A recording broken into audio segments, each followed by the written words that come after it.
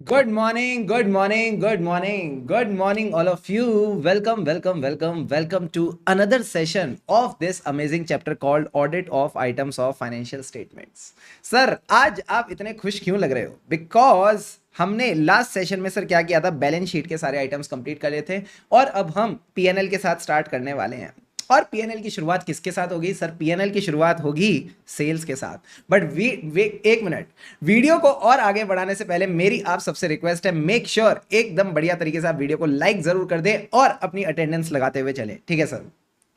अब सर बात करते हैं sales of products and services. इसके केस में ऑडिटर सबसे पहले क्या करेगा सर? ऑडिटर हमेशा कोई भी चीज चेक करने से पहले क्या करता है, उसके कंट्रोल्स की टेस्टिंग करता है, उसके बाद जाके सब्सटेंटिव ऑडिट प्रोसीजर करता है। अच्छा, कंट्रोल्स की टेस्टिंग करने से पहले क्या करना जरूरी है sir? Understanding of the control. So the first thing that the auditor will do here is understand. He will understand the internal controls of the sale process. अब आईसीआई ने यहां पे एक एग्जांपल दे रखा है, बड़ा प्यारा सा क्यूट सा एग्जांपल है, ध्यान से समझना। ये कह रहा है सेग्रीगेशन ऑफ ड्यूटीज होनी चाहिए। सर सेग्रीगेशन ऑफ ड्यूटीज का मतलब है, अगर एक पूरा फ्लो ऑफ ट्रांजैक्शन है तो उसका एक एक पार्ट हम अलग अलग बंदे को बांट के चलेंगे। फॉर एग्जांपल, अगर मुझे सेल्स करनी है तो मैं सेल्स एक कस्टमर को करूंगा, हाँ सर। तो सबसे पहले मैं कस्टमर की क्रेडिट लिमिट चेक करूंगा कि क्या मैं कस्टमर को क्रेडिट सेल कर सकता हूं, लेट से 10 लाख रुपए की, 15 लाख रुपए की, 20 लाख रुपए की। तो पहले क्रेडिट लिमिट चेक होगी। Got it sir. उसके बाद जो उसका सेल्स ऑर्डर है उसको एक बंदा ऑथोराइज करेगा। जब सेल्स ऑर्डर ऑथोराइज हो गया, फिर आप अपना सेल्स इनवॉइस रेज कर सकते हो। Then what you will do, goods को डिस्पैच करो, पैसा कलेक्ट करो और आखिरी में इंश्योर कर लेना जो भी रिस्क और रिवॉर्ड है with respect to the goods that has been transferred and sales have been recognised. तो ये वाले फ्लो को एक बार आप ध्यान से समझ के चलेंगे। सबसे पहले क्या किया, क्रेडिट लिमिट चेक करी। क्रेडिट लिमिट चेक करने के बाद क्या किया, सेल्स ऑर्डर को ऑथोराइज किया, वेरी गुड। देन हमने सेल्स इनवॉइस को रेज किया, गुड्स डिस्पैच करी। गुड्स डिस्पैच करने के बाद हमने पैसा कलेक्ट वगैरह किया और इंश्योर किया जो रिस्क और रिवॉर्ड थे regarding the goods that have been transferred and sales have been recognised in the books of accounts. अब जब आपने कंट्रोल्स की अंडरस्टैंडिंग ले ली, अब आप टेस्टिंग कर सकते हो। Now you can test the control. अब सर कंट्रोल्स को टेस्ट करके ये पता चलेगा कि क्या ये कंट्रोल्स स्ट्रॉन्ग और रिलायबल है कि नहीं। अगर तो स्ट्रॉन्ग और रिलायबल है, हम अपने सब्सटेंटिव टेस्टिंग को बढ़ा देंगे। अगर कंट्रोल स्ट्रॉन्ग और रिलायबल है, हम अपनी सब्सटेंटिव टेस्टिंग को बढ़ा देंगे। क्या मैं सही बोल रहा हूं? Am I correct कि if the controls are strong and reliable, we will increase our substantive testing? Answer is no, reduce करेंगे। जागो मोहन प्यारे, एग्जाम आने वाले हैं, एग्जाम आने वाले हैं। बढ़ाते नहीं है, कम करते हैं। अगर कंट्रोल्स अच्छे तो हम सब्सटेंटिव टेस्टिंग को कम कर देंगे, बट अगर कंट्रोल्स में आपको डेफिशिएंसी मिलती है तो आप ऐसे 265 के हिसाब से, ऐसे 265 के हिसाब से आप मैनेजमेंट और टीसीडब्ल्यूजी को डेफिशिएंसीज बताओगे। अब मैं आपसे एक बढ़िया वाला सवाल पूछना चाहता हूं, सारे बच्चे मेरे को बताना चैट बॉक्स में। ऐसे 265 के हिसाब से क्या मुझे टीसीडब्ल्यूजी को डेफिशिएंसीज बतानी है या सिग्निफिकेंट डेफिशिएंसी?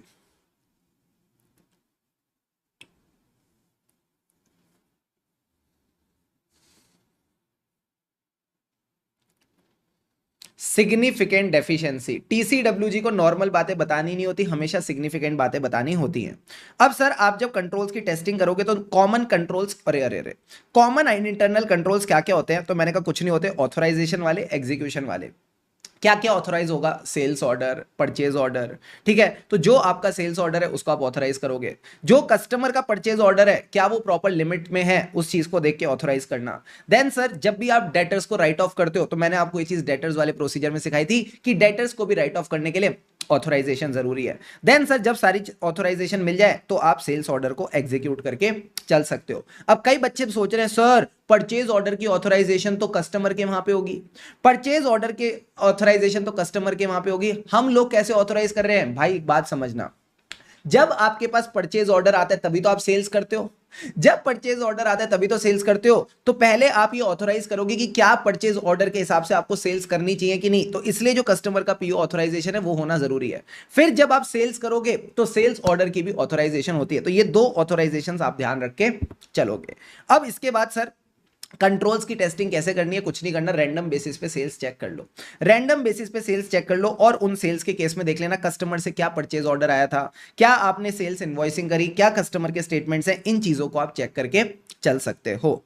फिर सर एक बहुत इंपॉर्टेंट टॉपिक आता है, इसको सारे बच्चे स्टार मार्क करके चलेंगे। सर ये क्या है? Substantive audit procedure. Substantive audit procedure में मुझे बताना दो प्रोसीजर जो शुभम सर ने अभी तक आपको सिखाए हैं। Sir test of detail, test of details का मतलब होता है वाउचिंग और verification, and substantive analytical procedure. अब ये कह रहा है सब्सटेंटिव एनालिटिकल प्रोसीजर में तीन तरह के प्रोसीजर आपको करने हैं। सर आपने कहा था ये इंपॉर्टेंट है, क्यों? आईसीआई के स्टडी मटेरियल में इस पे बैक क्वेश्चन दे रखा है, तो प्लीज इसको अच्छे से करके चलो, साथ साथ वो क्वेश्चन आपका निपट जाएगा। ये कहता है हम सेल्स का ट्रेंड एनालिसिस करेंगे। ट्रेंड एनालिसिस हमने सीखा था एनालिटिकल प्रोसीजर में। ट्रेंड एनालिसिस का क्या मतलब होता है? फ्यूचरिस्टिक एनालिसिस या पास्ट पीरियड से एनालिसिस, पास्ट पीरियड से एनालिसिस। तो पहला पॉइंट याद रखना सेल्स का ट्रेंड एनालिसिस। इसी से मिलता जुलता पॉइंट क्या है? Comparison of the sales with the previous accounting period. क्या मैं बोल दूं एक पंथ दो काज? एक ही पॉइंट के साथ दो पॉइंट निपट गए। हाँ सर, दो पॉइंट निपट गए। उसके बाद ये कहता है कैटेगरी वाइज सेल्स एनालिसिस। अब कैटेगरी वाइज एनालिसिस का क्या मतलब है? For example let's take a example of a company called Mamaearth. ओ, अब सर मामा अर्थ क्या करती है? शैम्पू बनाती है। मामा अर्थ क्या करती है? सोप बनाती है। मामा अर्थ क्या करती है? मॉइस्चराइजर भी बनाती है। ओए होए होए होए। हम इन सब का सेल्स एनालिसिस करके चलेंगे कि किस तरह से इन प्रोडक्ट्स की सेल्स में ग्रोथ हुई है। तो जितनी भी कैटेगरीज में एक एंटिटी डील करती है तो आप कैटेगरी वाइज भी सेल्स एनालिसिस करके चलोगे। फिर ये कहता है आप एक सेल्स की एक्सपेक्टेशन बनाओ। आप एक सेल्स की एक्सपेक्टेशन बनाओ और उसको क्लाइंट के एक्चुअल रिकॉर्ड से कंपेयर करो। अब सर सेल्स की एक्सपेक्टेशन बनेगी कैसे? बड़ा सिंपल है। आपके पास सेल प्राइस अवेलेबल है, आपके पास number of goods sold available है कि मंथली एवरेज कितनी सेल्स होती थी। हाँ, तो इसको आप सेल प्राइस को मंथली एवरेज सेल से मल्टीप्लाई कर दो। मुझे बताओ एक फिगर कौन सी रह गई जो यहां पे रह गई? सर 12 महीने होते हैं तो 12 से मल्टीप्लाई करके चलेंगे। तो मंथ सेल प्राइस आ गया, मंथली एवरेज सेल्स आ गई, 12 महीने आ गए। इसमें से क्या माइनस करो? जो भी डिस्काउंट है as per the discount policy, इसके हिसाब से आपकी एक्सपेक्टेशन सेट हो जाएगी। Got it sir.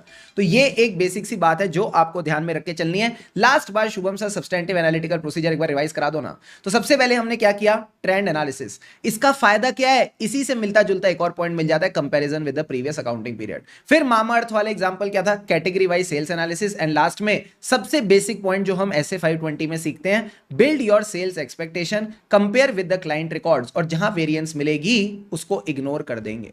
जहां वेरिएंस मिलेगी उसको इग्नोर कर देंगे। सर वेरिएंस को इग्नोर नहीं करेंगे, इन्वेस्टिगेट करेंगे और क्लाइंट से उसके बारे में समझेंगे। अब एक बार अपनी किताब पे आ जाओ। ये जो बेसिक चीजें मैंने बताई एक बार इनको फटाफट गो थ्रू करके चलते हैं। अब आपको बस देखना है और समझना है। देखो क्या कहता है, सारे बच्चे बोर्ड पे फोकस करेंगे। Auditor test the sales transactions and the internal controls. क्यों? ये इंश्योर करने के लिए कि कहीं इसमें कोई मटेरियल मिसस्टेटमेंट तो नहीं है। सर मटेरियल मिसस्टेटमेंट किसमें? या तो एंटिटी के रेवेन्यूज में या अकाउंट्स रिसीवेबल में। ठीक है सर, हमें अंडरस्टैंडिंग होनी चाहिए ऑर्गेनाइजेशन और उसके रेवेन्यू सेंटर्स। रेवेन्यू सेंटर्स मतलब ये सेल्स कैसे कैसे लेके आते हैं। What are the type of services और products that the entity provides. अब जो सर्विसेज और प्रोडक्ट्स हैं इनकी क्या डिमांड है मार्केट में। डिमांड के हिसाब से आपको पता चलेगा what are the major selling products and services of the company. क्या ये मार्केट में कोई नए प्रोडक्ट्स और सर्विसेज तो इंट्रोड्यूस नहीं करने वाले, कोई ऐसे प्रोडक्ट्स एंड सर्विसेज तो नहीं है जिनको डिसकंटिन्यू करने वाले। तो बड़ा सिंपल है, type of services and products, उनकी डिमांड के हिसाब से पता चलेगा बेस्ट सेलिंग कौन है, मेजर सेलिंग कौन है, कोई नया आने वाला है या कोई जाने वाला है। यानी इंट्रोडक्शन ऑफ न्यू प्रोडक्ट्स और सर्विस और डिसकंटिन्यूएंस ऑफ प्रोडक्ट्स एंड सर्विसेज। ये बेसिक बातें आप इनसे समझ के चलोगे। प्लस इनके मेजर कस्टमर्स कौन है और इनकी सेल्स टर्म्स क्या रहती हैं, कैश पे सेल करते हैं या क्रेडिट सेल करते हैं। अब जो पॉइंट्स मैंने आपको सिखाए थे उन्हीं पॉइंट्स को एक बार फटाफट गो थ्रू करके चलते हैं। सबसे पहले हम अंडरस्टैंड करेंगे internal controls regarding the sales process. इसमें एग्जांपल क्या बताया था? Segregation of duties. अब आप सबके मन में एक क्वेश्चन आ रहा होगा, क्या सर हमको ये एग्जांपल्स एकदम रट्टा लगाने? मैंने कहा नहीं, इनको एकदम अच्छे से समझ के चलना है कि कल को आईसीआई आपसे सपोज इस पे क्वेश्चन पूछ ले कि बताओ क्या क्या, give an example of segregation of duties in the sales process, give an example of the segregation of duties in the sales process. तो इसके लिए एटलीस्ट आपको सेल्स प्रोसेस की अंडरस्टैंडिंग होनी चाहिए। क्या मैं सीधा सेल कर देता हूं या पहले क्रेडिट लिमिट चेक करता हूं? सर आप पहले क्रेडिट लिमिट चेक करते हो। तो सबसे पहले आपने देखना है सेग्रीगेशन ऑफ ड्यूटीज के लिए हु, सारे आपने हु पकड़ने की, कौन कौन है जो बंदा क्या क्या काम कर रहा है, कौन क्रेडिट लिमिट चेक करता है, क्रेडिट लिमिट चेक करने के बाद कौन सेल्स ऑर्डर को ऑथोराइज कर रहा है, फिर इनवॉइसिंग कौन कर रहा है, गुड्स की डिलीवरी और डिस्पैच कौन देख रहा है, अमाउंट कौन कलेक्ट कर रहा है और रिस्क और रिवॉर्ड का ट्रांसफर कौन देख के चल रहा है। क्या ये बेसिक से पॉइंट्स क्लियर हैं? हाँ सर। इसके बाद आप जब कंट्रोल्स की टेस्टिंग करोगे तो उससे क्या पता लगाना है कि ये चीजें कितनी स्ट्रांग और रिलायबल हैं। अगर स्ट्रांग और रिलायबल हैं तो हम क्या करेंगे, सब्सटेंटिव टेस्टिंग को रिड्यूस करके चल सकते हैं। बट अगर आपको यहाँ पे डेफिशिएंसीज मिल गई तो कम्युनिकेट एज पर ऐसे 260, अरे कम्युनिकेट एज पर ऐसे 265। अब इसमें कॉमन इंटरनल कंट्रोल्स मैंने आपको बताए थे ऑथराइजेशन वाले। ऑथराइजेशन में क्या क्या होता है सर? ऑथराइजेशन और अप्रूवल में होता है approval of the sales orders, approval of the purchase order authorisation in case of a certain limit से वो ज्यादा है, या फिर authorisation of receivable write off. Execution में क्या था? Execution of sales order. इनको बस रीड करके चलना, नथिंग एल्स। अब टेस्ट ऑफ कंट्रोल करना कैसे है? बड़ा सिंपल है, रैंडम सैंपलिंग करेंगे यहाँ पे, ठीक है। फिर उसमें हम देखेंगे कस्टमर ने क्या परचेज ऑर्डर भेजा, आपने क्या इनवॉइसिंग करी, और कस्टमर के स्टेटमेंट। ये बेसिक बेसिक चीजें आपने देखनी है। इससे आपको पता चलेगा सब्सटेंटिव प्रोसीजर कितने करने की जरूरत है। ये देख लेना, सारे के सारे जितने भी नंबर्स हैं in a section, these have been accounted. Sir इसका क्या मतलब है? इसका क्या मतलब है? All the numbers in a section should be accounted. किसके नंबर की बात कर रहे हैं? इनवॉइस नंबर्स की। जो भी सेल्स इनवॉइसेज हैं ये क्रोनोलॉजिकली नंबर्ड होते हैं, तो हर सेल्स इनवॉइस आपका अकाउंटेड होना चाहिए। अब आ जाओ सब्सटेंटिव ऑडिट प्रोसीजर्स की बात करते हैं। क्या सब्सटेंटिव ऑडिट प्रोसीजर्स ऑप्शनल हैं या जरूरी हैं? सर दीज आर मस्ट, इनको करना जरूरी ही जरूरी है। और इसमें भी यहां पे सबसे इंपॉर्टेंट कौन सा है? Substantive analytical procedure. अब सब्सटेंटिव एनालिटिकल प्रोसीजर के 4 एग्जांपल जो शुभम सर ने बताए थे। सर सबसे पहले ट्रेंड एनालिसिस, सबसे पहले आपने बताया ट्रेंड एनालिसिस। इससे मिलता जुलता पॉइंट क्या था? Compare with the previous period. तो ये अगला पॉइंट हो गया, comparison with the previous accounting period. तीसरा एग्जांपल क्या याद आ रहा है? मामा अर्थ। मामा अर्थ वाला पॉइंट क्या था? कैटेगरी वाइज सेल्स एनालिसिस, ठीक है। और उसके बाद सेल्स की एक्सपेक्टेशन बनाएंगे और उसको एक्चुअल से कंपेयर करके चलेंगे। सेल्स की एक्सपेक्टेशन कैसे बनाएंगे? सर हमको पता है एवरेज सेलिंग प्राइस क्या है, हमको एवरेज सेल्स पता है, उसको मंथली सेल्स पता है, 12 महीने से मल्टीप्लाई करो और उसमें से डिस्काउंट्स माइनस कर दो as per the discount policy. यहां आपका स्टडी मटेरियल का क्वेश्चन भी डन डनाडन डन। अब आईसीआई ने यहाँ पे एग्जाम्पल दे रखा है, सारे बच्चे एक बार मेरे साथ रीड करके चलो, मजा आएगा। Everyone focus on the board. ये कह रहा है अगर कोई मैन्युफैक्चरिंग कंपनी है जिसका एवरेज सेलिंग प्राइस कितना है? 10 रुपए, उसने 1500 यूनिट सेल करें इस मंथ में, बताओ एक्सपेक्टेशन कितनी हो जाएगी? Sir 1500 into 10, 15,000। जिसने कैलकुलेटर निकाला ना, शर्म करो, कैलकुलेटर नहीं निकालते चीजों के लिए, ठीक है सर। अब इसको क्या करना है? क्लाइंट के डेटा से कंपेयर करेंगे, जहां कोई वेरिएंस मिलेगी फ्रॉम द एक्सपेक्टेशन, हम देखेंगे कि ये वेरिएशन किस वजह से है। ये क्या हो सकता है सर? एंटिटी की कोई डिस्काउंट्स हो सकते हैं, सेल्स रिटर्न हो सकते हैं, इनको आप ध्यान में रख के चलोगे। क्या सेल्स के बेसिक्स क्लियर है?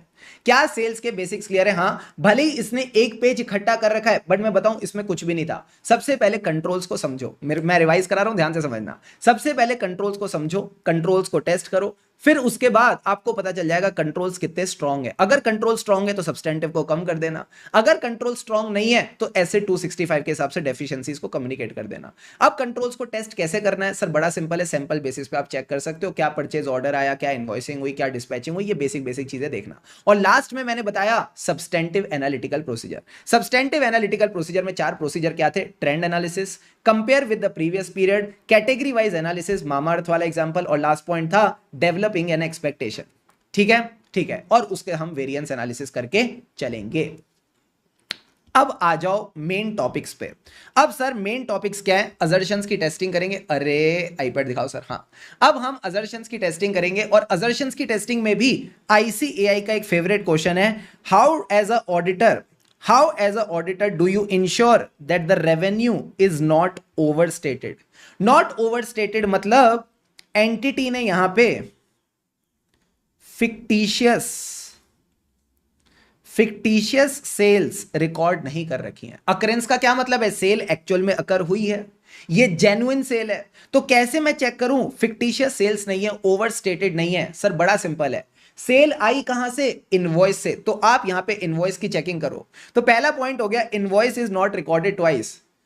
मां मुझे सब याद आ रहा है, मां मुझे सब याद आ रहा है। ये इनवॉइस नॉट रिकॉर्डेड ट्वाइस, ये कहां देखा था? सर ये डेटर में भी देखा था, ये क्रेडिटर में भी देखा था, ये डेटर में भी देखा था, क्रेडिटर में भी देखा था, बस वहां अजर्शन एग्जिस्टेंस थी, वहां अजर्शन एग्जिस्टेंस थी। यहां क्या है? यहां है अकरेंस। तो बैलेंस शीट का क्या होता है? एग्जिस्टेंस होता है, पीएनएल का अकरेंस हो जाता है। तो यहां इनवॉइस वाला पॉइंट सेम टू सेम उठा के चिप दिया, ठीक है सर। उसके बाद ये कहता है जब इनवॉइस की बात हो ही रही है तो एक पॉइंट और डिस्कस कर लेते हैं इनवॉइस का। टेस्ट चेक फ्यू इनवॉइसेस की क्या वो जेन्युइन है या नहीं, बिकॉज मेरा पूरा फोकस किस पे है, फिक्टिशियस सेल्स रिकॉर्ड नहीं होनी चाहिए, बिकॉज कंपनी बदमाश है, मैनेजमेंट बदमाश है। अगर ये फिक्टिशियस सेल दिखाएंगे तो प्रॉफिट इन्फ्लेट होगा, ज्यादा प्रॉफिट दिखाएंगे इनको ज्यादा कमीशन मिलेगी। तो इन बदमाशों को पकड़ने के लिए मुझे ये चीज देखना जरूरी है। सर ये हैंड रिटन नोट्स कहां पे मिलेंगे आपको, टेलीग्राम चैनल पे मिल जाएंगे, डोंट वरी अबाउट इट, ठीक है। तो इनवॉइस वाले दो बातें ध्यान रखना, not recorded twice, and test check करना कि ये जेन्युइन इनवॉइसेस है या नहीं। एक बात और बताओ, और कैसे पता चल सकता है जेन्युइन में सेल्स हुई है कि नहीं, जेन्युइनली सेल्स हुई है कि नहीं। सर ये सेल्स होती किसको है, कस्टमर को। तो क्या मैं कस्टमर से पूछ लूं कि तुमको सेल हुई थी, क्या एक्चुअल में सेल अकर हुई थी, हां सर हम कस्टमर से पूछ सकते हैं। तो मुझे बताओ अगला पॉइंट क्या हो जाएगा सर, अगला पॉइंट हो जाएगा उन कस्टमर से पूछ लो। आप उन कस्टमर से पूछ लो जिनको सेल हुई है। अब उनका क्या मतलब है, उनसे भी मैंने दो पॉइंट निकाले हैं। उनका मतलब है जो भी आपका उन अर्न रेवेन्यू है, उन अर्न रेवेन्यू मतलब अनअर्न रेवेन्यू है, आपने रेवेन्यू अर्न ही नहीं किया, आपकी अभी तक सेल्स कंप्लीट ही नहीं हुई, आपने रिकॉर्ड कर रखी है। तो अगर कोई अनअर्न रेवेन्यू है, if it has been recorded as earn, इसको पकड़ के चलना, ठीक है सर। दूसरा उन क्या था, उनसर्टेनिटी। उनसर्टेनिटी मतलब आपको AS9 में आपके अकाउंट्स के टीचर ने सिखाया होगा कि जब भी अनसर्टेनिटी होती है विद रिस्पेक्ट टू रिकवरेबिलिटी, जब भी अनसर्टेनिटी होती है विद रिस्पेक्ट टू रिकवरेबिलिटी, कभी भी सेल्स रिकॉर्ड मत करना। तो अगर अनसर्टेनिटी है तो फिर ये तब भी एक्चुअल सेल्स नहीं है, तब भी मैं मानूंगा सेल्स अकर नहीं हुई। तो अन वाले दो पॉइंट याद रखना, अनअर्न्ड अनसर्टेनिटी, अनअर्न्ड अनसर्टेनिटी। अब कस्टमर्स की बात करते हैं, बिल्कुल सही कहा आपने चैट बॉक्स में, हम कस्टमर से कंफर्मेशन लेंगे। जैसी कंफर्मेशन लेंगे पता चल जाएगा या तो कस्टमर है ही नहीं, या तो कस्टमर है ही नहीं, या फिर कस्टमर है बट सेल्स नहीं है, आपने उनको गुड शिप कर दी थी विदाउट देयर कंसेंट, तो ऑब्वियस सी बात है फिर वो रिटर्न कर देंगे। सो कंफर्मेशन से पता चलेगा या तो कस्टमर नहीं है या फिर सेल्स नहीं है। सर सेल्स नहीं है, कस्टमर नहीं है, यानी या तो ये फिक्टिशियस कस्टमर है या फिर shipment was done without their consent. अब क्यों करी होगी शिपमेंट विदाउट द कंसेंट, ताकि रेवेन्यू को इन्फ्लेट कर सके, प्रॉफिट को इन्फ्लेट कर सके। स्पेशली ईयर एंड पे किया जाता है so that you can inflate the revenue. मजा आ रहा है नहीं आ रहा है, आ रहा है सर। तो इस तरह से आप ये अक्रेंस वाले कितने पॉइंट हो गए, 1 2 3 4 5 6 7, ये 7 पॉइंट्स आप कवर करके चलेंगे, very very important from exam point of view. Sir ऐसा करो ना फटाफट इसको एक बार हमको बुक से भी गो थ्रू करा दो, मजा आ जाएगा। अक्रेंस का मतलब है जो रिकॉर्डेड सेल्स हैं they represent the good shipped और services provided during the period. MTP May 24, आंखों में चमक तो देखो इनके रीसेंट एमटीपी देख के। Ensure that the revenue is not overstated by performing the following procedure. क्या करेंगे, इनवॉइसेस देखेंगे और उन कस्टमर से बात करेंगे। कम ऑन, फिक्टिशियस सेल्स को पकड़ने के लिए क्या करते हैं, इनवॉइसेस देखते हैं, उन कस्टमर से बात करते हैं। इनवॉइस का क्या पॉइंट्स है, इनवॉइस वाले पॉइंट्स पकड़ना स्टार्ट करो। Check whether a single sales invoice is recorded twice, या फिर कैंसिल्ड सेल्स इनवॉइस को भी आपने रिकॉर्ड कर रखा है। दूसरी बात, test check the few invoices with their relevant entries in the sales journal. ठीक है सर, हम इनवॉइसेस को देखेंगे कि क्या ये जेन्युइन है कि नहीं।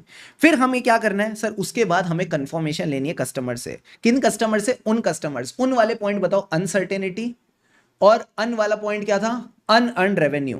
तो ये अन वाले पॉइंट भी देख लेना, unearn revenue recorded as earn, uncertainty about the collectibility. अब कस्टमर से क्या ली, confirmation. Confirmation from few customer to check the genuineness of sales transaction. Got it. या तो कस्टमर नहीं है और सेल्स रिकॉर्ड हुई है, या फिर कस्टमर तो है बट उसका कंसेंट नहीं है। Shipments have been done without consent and agreement of the customer, specially at the year end to inflate the sales figure. क्या ये सारे पॉइंट्स क्लियर है, हाँ सर। और लास्ट में कहता है अगर कस्टमर की ऑब्लिगेशंस कंटिजेंट हैं तो भी हम उसको सेल नहीं मान के चलते। Everyone please take 30 seconds, please 30 seconds ले लो और एक बार मुझे 5 से 6 पॉइंट्स रिकॉल करके चैट बॉक्स में डन डना डन डन, फिर हम आगे बढ़ते हैं।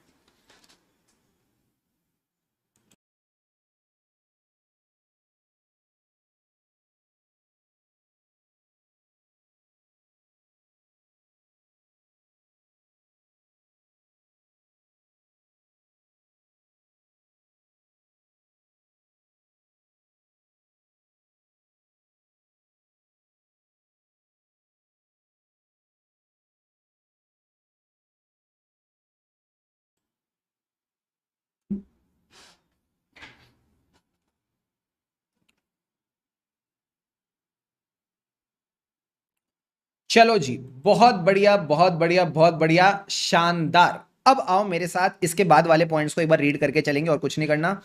हमें सीक्वेंस देखना है सेल्स इनवॉइसेस का। सर सीक्वेंस देखना है कि सारे सेल्स इनवॉइस क्रोनोलॉजिकली सीक्वेंस में आ रहे हैं कि नहीं। प्लस जो अनयूजुअल ट्रांजैक्शन है उनकी जर्नल एंट्रीज वगैरह देख के चलो कि कहीं यहाँ पे ऐसा तो नहीं फिक्टिशियस सेल दिखा रखी है। हम रेशियो निकालेंगे of the sales return to sales. Sir ratio क्यों निकाल रहे हैं? अगर सेल्स रिटर्न बहुत ज्यादा आ रही है इसका मतलब ये फिक्टिशियस सेल्स हैं। तो अगर आपको लगता है सेल्स रिटर्न बहुत ज्यादा है as compare to sales after comparing with previous year, इसके रीजन पूछ के चलो। और आखिरी में जो भी सेल्स रिटर्न है उसका sales invoice, credit note, stock register, ये बेसिक डिटेल्स आप देख के चलोगे। अब आ जाओ नेक्स्ट टॉपिक पे। सर किसकी बात करता है? कंप्लीटनेस की। क्या कंप्लीटनेस आज तक आईसीआई ने पूछा है? Answer is no. बट क्या आगे आईसीआई पूछ सकता है? Answer is yes. अब सर कंप्लीटनेस में सबसे पहले हमारा favourite procedure cut of.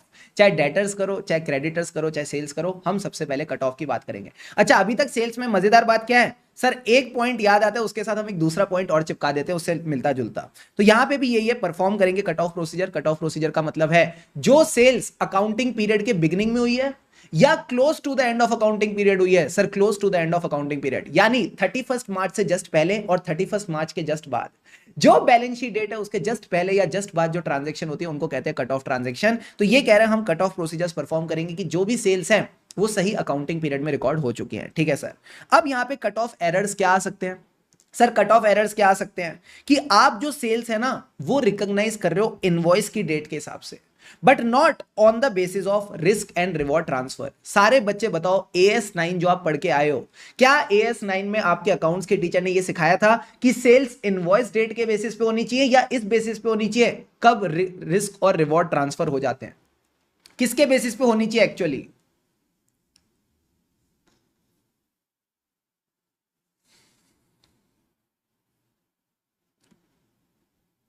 On the basis of risk and rewards. कभी भी इनवॉइस के बेसिस पे सेल्स रिकॉर्ड नहीं होती। तो कंप्लीटनेस के लिए क्या क्या कट ऑफ प्रोसीजर्स करें? कट ऑफ प्रोसीजर मतलब लास्ट जो भी आपके सेल्स इनवॉइसेस थे, लास्ट 5 और फर्स्ट 5 सेल्स इनवॉइसेस, इनको देख के चलेंगे। लास्ट 5 का मतलब है 31 मार्च से जस्ट पहले वाले, फर्स्ट 5 का मतलब है 31 मार्च के जस्ट बाद वाले, कि कहीं वो sales regarding the accounting period को तो नहीं रिलेट करते।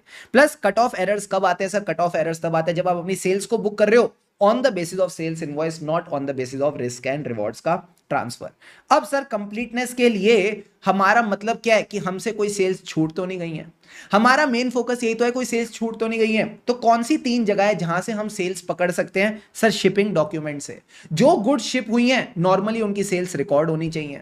जो आपका सेल्स रजिस्टर है वो भी सेल्स रिकॉर्ड होनी चाहिए। और जो जीएसटी रिटर्न है यानी जिसके लिए आपकी जीएसटी लायबिलिटी बनी, वो सब सेल्स भी फाइनेंशियल स्टेटमेंट्स में रिकॉर्ड होनी चाहिए। तो ये 3 सेल्स के सोर्सेज याद रखना, शिपिंग डॉक्यूमेंट्स, सेल्स रजिस्टर जिसमें आपके पास क्वांटिटी और रिकंसिलिएशन होनी चाहिए of the goods dispatched, plus GST return.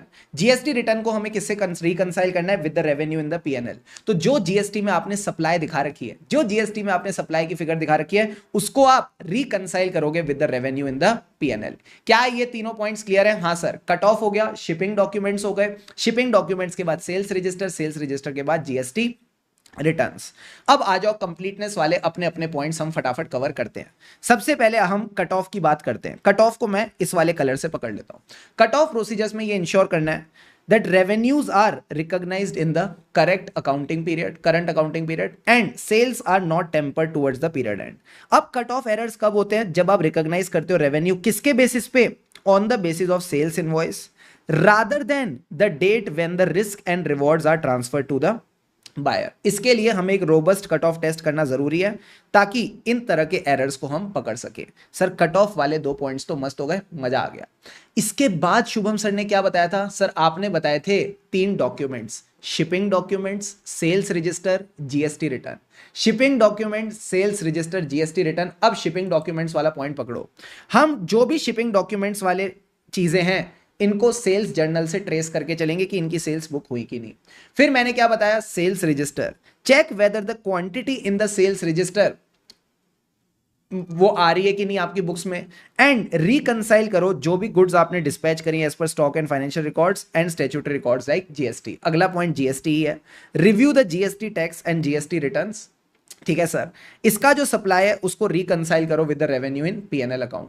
इससे आपको जीएसटी की रीजनेबिलिटी भी पता चल जाएगी। सर जीएसटी की रीजनेबिलिटी कैसे पता चलती है? बड़ा सिंपल है, जो जीएसटी का रेट है उसको मल्टीप्लाई करो किसके साथ? Sir gross value of sale, and now compare this with the amount of GST as per statutory returns, और अगर कोई वेरिएंस मिलती है तो उसको एनालाइज करके चलो। एक पॉइंट को सारे बच्चे बस रीड करके चलना, अगर आपने कोई क्रेडिट नोट्स इशू करें आफ्टर द अकाउंटिंग पीरियड, सारे बच्चे मुझे बताओ, अगर मैं किसी को सेल्स कर रहा हूं, अगर मैं किसी को सेल्स करता हूं तो मैं उसको क्या करता हूं? डेबिट करता हूं।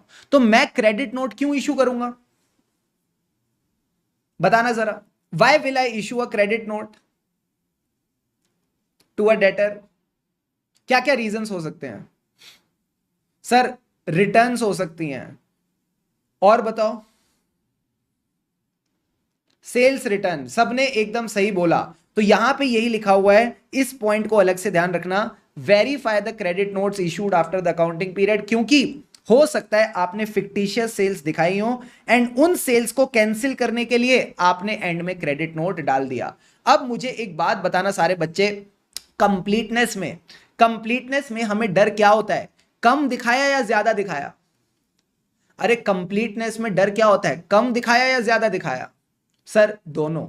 ना तो ओवर स्टेटमेंट होनी चाहिए ना अंडर स्टेटमेंट, ना ओवर स्टेटमेंट होनी चाहिए ना अंडर स्टेटमेंट। तो एक पॉइंट हमको यहां पे ओवर स्टेटमेंट का चेक करना है। सर ओवर स्टेटमेंट का पॉइंट क्या कहता है कि हो सकता है आपने कुछ एक्स्ट्रा सेल्स दिखा रखी हो जिनको कैंसिल आउट करने के लिए आपने क्रेडिट नोट दिया। बट मैं एक बात बोलूं ना, ये चीज आपकी एग्जिस्टेंस से ज्यादा रिलेट करती है।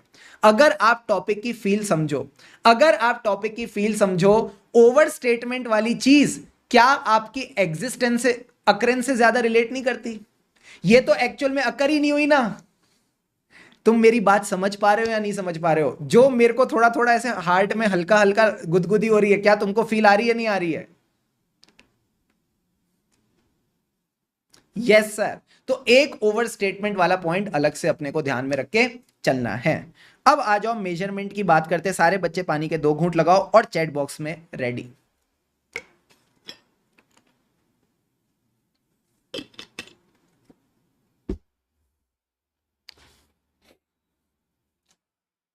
चलो जी, सेल्स बहुत इंपॉर्टेंट है, बहुत इंपॉर्टेंट है, बहुत इंपॉर्टेंट है। सेल्स में से क्वेश्चन आना काफी ज्यादा मजेदार है, हो सकता है। सर पीएनएल पढ़ने में मजा आ रहा है, क्या बात है।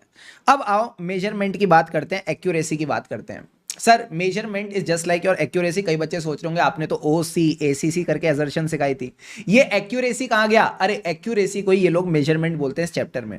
अब सर एक्यूरेसी कैसे देखनी है? हमें अमाउंट चेक करनी है। अमाउंट के लिए आप एग्जामिनेशन इन डेप्थ करो। एग्जामिनेशन इन डेप्थ मतलब trace the transaction from inception to completion. Sales की ट्रांजेक्शन शुरू कहां से होती है? सेल्स ऑर्डर से।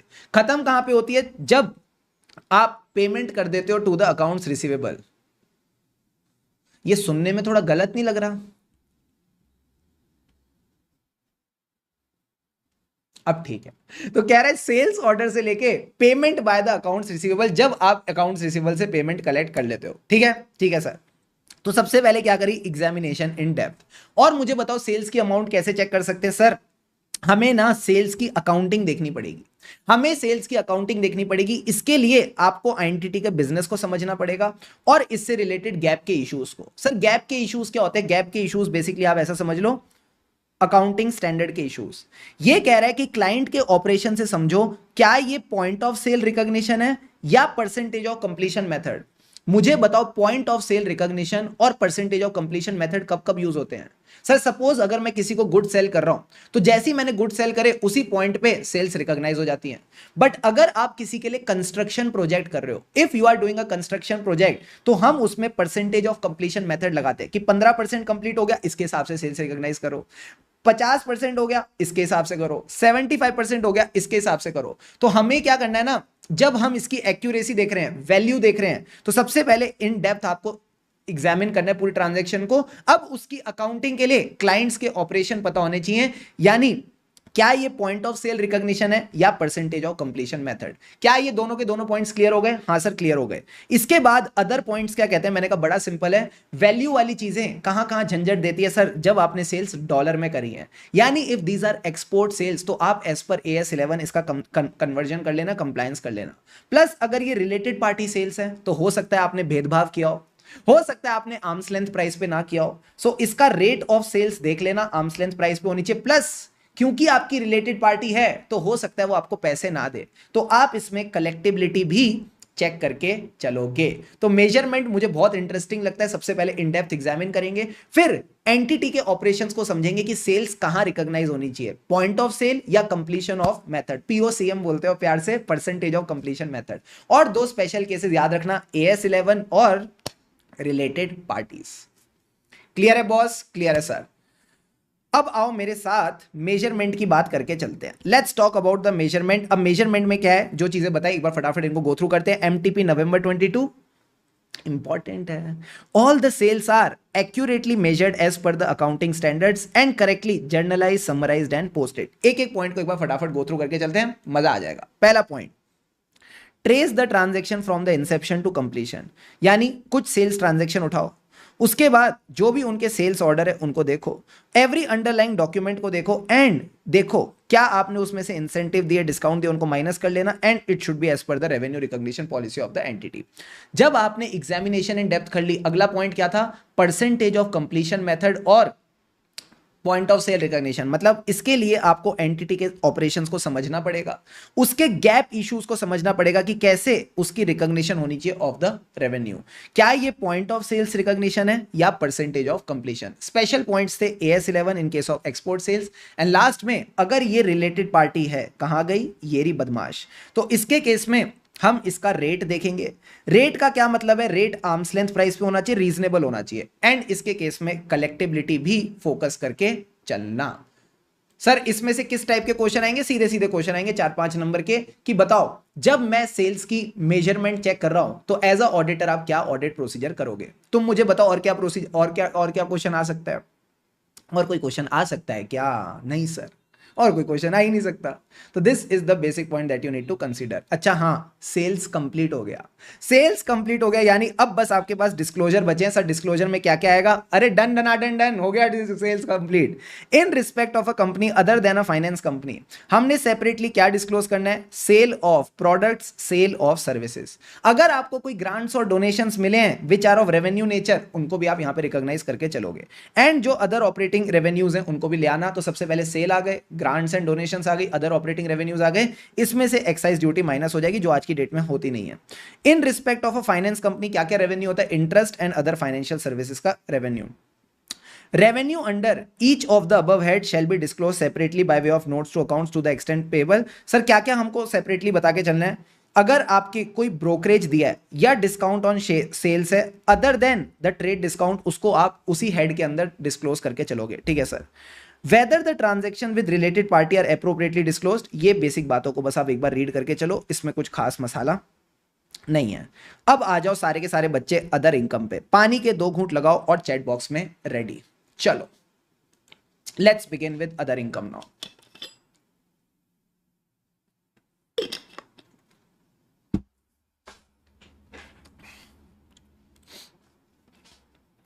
Other income is the most simple topic in this case. क्या सर अदर इनकम से क्वेश्चन आता है? तो मैं आपको दिखा देता हूं, इधर देखो इधर देखो इधर देखो। अदर इनकम का क्वेश्चन कितनी बार आया है? जनवरी 21 फ्री के नंबर, नवंबर 20 फ्री के नंबर। क्या आप फ्री के नंबर बटोरना चाहते हो? बता दो मुझे, क्या आप फ्री के नंबर बटोरना चाहते हो? हाँ सर, फ्री की चीजें बटोरने में तो मजा ही अलग आता है, तो हम फ्री के नंबर बटोरना चाहते हैं। अब 3 तरह की अदर इनकम होती है क्या सर? एक तो फिक्स डिपॉजिट से, एक शेयर से और एक म्यूचुअल फंड से। सारे बच्चे बताओ मुझे क्या? जब आपके पास ढेर सारे पैसे आएंगे एज अ चार्टर्ड अकाउंटेंट, ए हे रहा नहीं जाता, तड़प ही ऐसी है। तो जब वो सैलरी आएगी, जब वो प्रॉफिट्स आप कमाओगे, तो उसको कहां पैसे डालोगे? सर थोड़ा पैसा एफडी में डालेंगे जो सिक्योर्ड रहेगा, फिर थोड़ा पैसा शेयर्स में डालेंगे, अच्छी अच्छी कंपनी के, रिलायंस, टाटा, जो भी बढ़िया बढ़िया कंपनीज है उनके शेयर्स में हम पैसे लगाएंगे। उसके बाद हमें बताया था किसी ने म्यूचुअल फंड सही है, किसी ने हमें सिखाया था म्यूचुअल फंड सही है तो थोड़ा पैसा म्यूचुअल फंड में भी डालेंगे। तो ये 3 तरीके से आप अपने बढ़िया बढ़िया रिटर्न्स कमा सकते हो। तो सबसे पहले मुझे बताओ एफडी की जो इनकम होती है सर वो कैसे आती है। सर बड़ा सिंपल होता है, जो आप पैसा इन्वेस्ट करते हो उसको मल्टीप्लाई कर दो एफडी के रेट से, उसको मल्टीप्लाई कर दो कितने टाइम से आपने एफडी रख रखी है। अगर 6 महीने तक रख रखी है तो 6/12 कर देते हैं, ठीक है सर। तो it is done on a time proportion basis, जितने टाइम के लिए एफडी है उतना आपका इंटरेस्ट अक्रू होता रहता है। So outstanding amount into the interest percentage multiplied by the कितने महीने के लिए आपने एफडी रख रखी है। अब सर डिविडेंड के केस में कैसे रिकॉग्नाइज होता है, मैंने कहा बड़ा सिंपल है। जैसे ही आपकी राइट आ जाएगी टू रिसीव द डिविडेंड, हमारी राइट कब आएगी, जब बोर्ड ऑफ डायरेक्टर्स ने प्रपोज किया डिविडेंड या शेयर होल्डर ने डिक्लेयर कर दिया, जब शेयर होल्डर ने डिक्लेयर कर दिया। सो राइट टू रिसीव आ चुकी है, प्रोबेबल इकोनॉमिक बेनिफिट्स हैं and it can be measured reliably. तो जब ये 3 चीजें हो जाती है तब आप बोल सकते हो कि हाँ मैं डिविडेंड रिकॉग्नाइज करूंगा। बताओ कब कब। आरपीएम, आरपीएम का क्या मतलब है, right to receive the dividend, plus it is probable economic benefits and last में it can be measured reliably. इसको आप रिलायबली मेजर करके चल सकते हो। म्यूचुअल फंड के इन्वेस्टमेंट के केस में गेन और लॉस कब होता है सर, बड़ा सिंपल है, जब मैं अपने म्यूचुअल फंड यूनिट्स को सेल कर दूंगा। सेल कर दूंगा मतलब ट्रांसफर ऑफ टाइटल। अब गेन निकलेगा कैसे, बड़ा सिंपल है, जो मेरा रिडेम्पशन प्राइस है माइनस मेरा परचेज प्राइस, जो मेरी कैरिंग वैल्यू है और जो मेरा रिडेम्पशन प्राइस है उसमें उसका जो डिफरेंस होता है दैट इज माय गेन और loss on the sale of mutual fund investment. अब ये पता कैसे चलेगा कि क्या कैरिंग वैल्यू थी, क्या सेल प्राइस है सर, ये पता चलेगा आपको म्यूचुअल फंड स्टेटमेंट देख के। तो एंटिटी के पास हर साल म्यूचुअल फंड स्टेटमेंट्स आते हैं, उन म्यूचुअल फंड स्टेटमेंट से आपको ये गेन और लॉस की वैल्यू निकल के हाथ में आ जाती है। तो ये आपने ध्यान रख के 3 बातें चलनी है। क्लियर है बॉस, लास्ट टाइम एक बार फटाफट रिवाइज कर लेते हैं। Interest income on FDs time proportion basis पे होगा, outstanding amount into the interest percentage. Dividend के केस में क्या था, RPR, right to receive probable economic benefits measured reliably, and last में mutual fund investment on the transfer of title, redemption price minus carrying value. ये कैसे पता चलेगा, mutual fund investment देख के समझ आ जाएगा। क्लियर है बॉस, क्लियर है सर। अब इसके बाद यहां पे जो सबसे इंपॉर्टेंट टॉपिक है वो है इंटरेस्ट इनकम ऑन एफडी। मुझे बताओ इंटरेस्ट इनकम ऑन एफडी कैसे निकलेगी सर, बड़ा सिंपल है, एफडी की प्रिंसिपल अमाउंट ले लो, उसको इंटरेस्ट से मल्टीप्लाई कर दो और number of days divided by the time. So आप क्या करोगे, जितनी भी एफडी इस साल ओपन हुई है उनकी लिस्टिंग ले लो एंटिटी से, ठीक है सर। उस पर देखो एप्लीकेबल इंटरेस्ट रेट कितना है और कितने दिनों से ये आउटस्टैंडिंग चल रही है। सिंपल है, सिंपल है सर। अब मुझे बताओ एंटिटी ने जो आपको लिस्टिंग दी है, एंटिटी ने जो आपको ये लिस्टिंग दे दी, आपको एप्लीकेबल इंटरेस्ट रेट दे दिया, नंबर ऑफ डेज दे दी है, इस इंफॉर्मेशन का क्या करूं सर, इससे आप अपना एक्सपेक्टेड इंटरेस्ट निकाल लो। आपके हिसाब से कितना इंटरेस्ट इनकम बनती है एफडी पे वो आप कैलकुलेट कर लो। So you can verify the arithmetical accuracy, आप एरिथमेटिकल एक्यूरेसी को वेरीफाई कर सकते हो of the interest calculation by recomputing the interest, ठीक है सर। प्लस क्या ये चीज सिर्फ आपको निकालनी है या बैंक भी निकालता है, सर बैंक भी तो निकालता है एफडी का इंटरेस्ट। आप बैंक से कंफर्मेशन ले सकते हो, नॉर्मल कंफर्मेशन सिर्फ एफडी बैलेंस की नहीं, इंटरेस्ट की भी। तो सिर्फ एफडी बैलेंस की कंफर्मेशन मत लेना, इंटरेस्ट इनकम की भी कंफर्मेशन ले लेना। और एक बात बताओ, अगर बैंक आपको इंटरेस्ट देता है तो क्या वो टीडीएस काटता है, क्या वो टीडीएस काटता है, आंसर इज यस, टीडीएस काटता है। तो जब जब हमारा टीडीएस कटता है वो कौन से स्टेटमेंट में आता है कि हमारा कितना टीडीएस कटा during the year, sir form 26AS। Form 26AS में पता चलता है कि हमारा कितना टीडीएस कटा है। तो एक बात बताओ, सारे बच्चे लॉजिकली सोचना, क्या मैं टीडीएस की अमाउंट से इंटरेस्ट पे पहुंच सकता हूं, क्या मैं टीडीएस की अमाउंट से इंटरेस्ट पे पहुंच सकता हूं, आंसर इज यस। तो सपोज मान लो आपका टीडीएस 10% कटता है, आपका मान लो टीडीएस 10% कटता है, तो जो भी टीडीएस की अमाउंट है, जो भी टीडीएस की अमाउंट है इसको 0.1 से डिवाइड कर दो, इसको 0.1 से डिवाइड कर दो, आपके पास इंटरेस्ट कैलकुलेट हो जाएगा। So through your form 26AS you can also get to know what was the interest income that you earn from the bank. Clear है बॉस, क्लियर है सर। तो this is how you can check the interest income. यही सवाल पता exam में पूछ लेती है आईसीआई, क्या फ्री के नंबर नहीं है, ये तो बहुत कॉमन सेंस वाली बात है सर। हाँ लास्ट बार फटाफट रिवाइज करते फिर किताब पे चलेंगे। अरे आईपैड दिखाओ ना। हाँ सबसे पहले क्या किया, लिस्टिंग ले ली of the FDs open, interest rate, number of days outstanding. इस पूरी सामग्री का क्या करें सर, राजमा चावल बना लो। मैंने कहा राजमा चावल का मतलब है एरिथमेटिकल एक्यूरेसी देखेंगे of the interest calculation by recomputing. हम रिकंप्यूट करेंगे और देखेंगे क्या इन्होंने सही निकाला कि नहीं।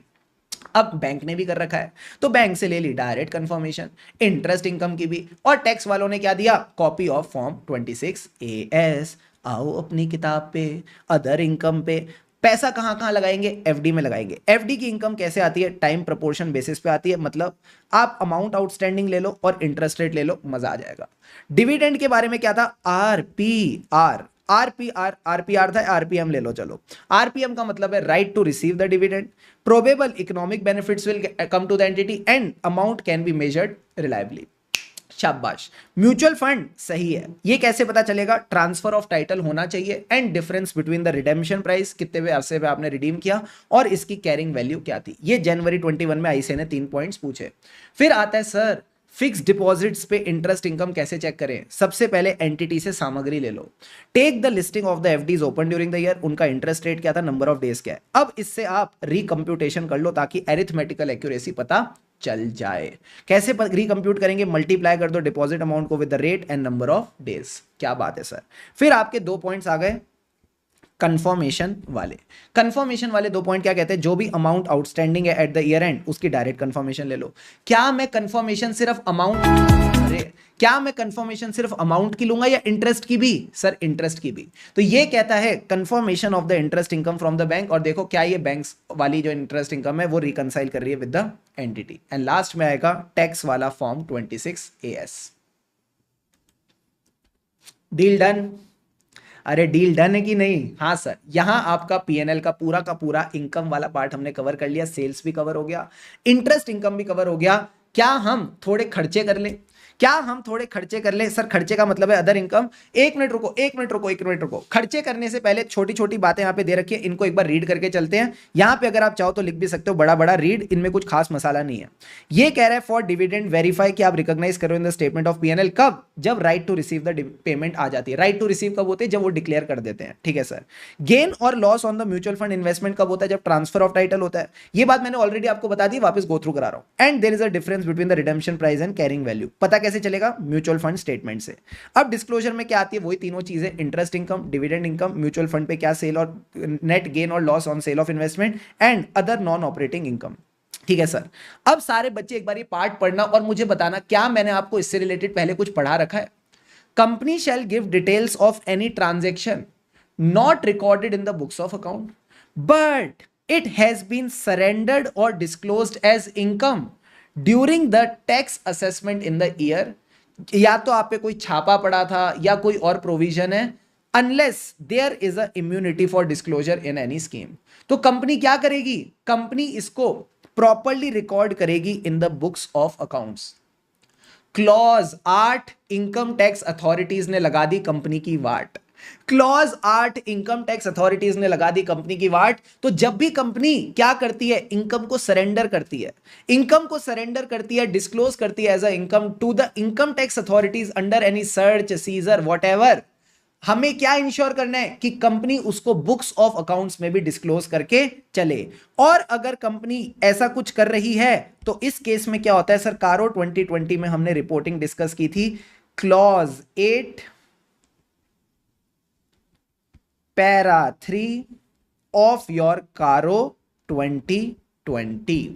क्लियर है सर। अब यहां जाके हमारा इनकम वाला पार्ट एकदम अच्छे से कवर हुआ है। अब आओ मेरे साथ खर्चों की बातें करते हुए चलते हैं। And everything will be properly done. सारे बच्चे पानी के 2 घूंट लगाओ और चैट बॉक्स में रेडी। सर क्या एग्जाम में कारो के क्लॉजेस लिखना मैंडेटरी है? आपकी जो मार्किंग स्कीम आती है ना, मैंने आई थिंक यूट्यूब पे एक वीडियो भी डाल रखी है ऑडिट की मार्किंग स्कीम वाली, चाहो तो एक बार जाके देख सकते हो। आईसीएआई मार्किंग स्कीम में लिख के देता है कि कारो का क्लॉज प्लस डिस्क्रिप्शन वो लिखी हुई होती है वहां चीज। तो इट्स ऑलवेज बेटर कि आप लिख के चलो, बिकॉज हम तो क्लास में याद करके चलते हैं, मोस्टली बच्चों को याद रहता है, तो कोशिश करोगे तो याद रहता है। चाह होनी चाहिए मन में।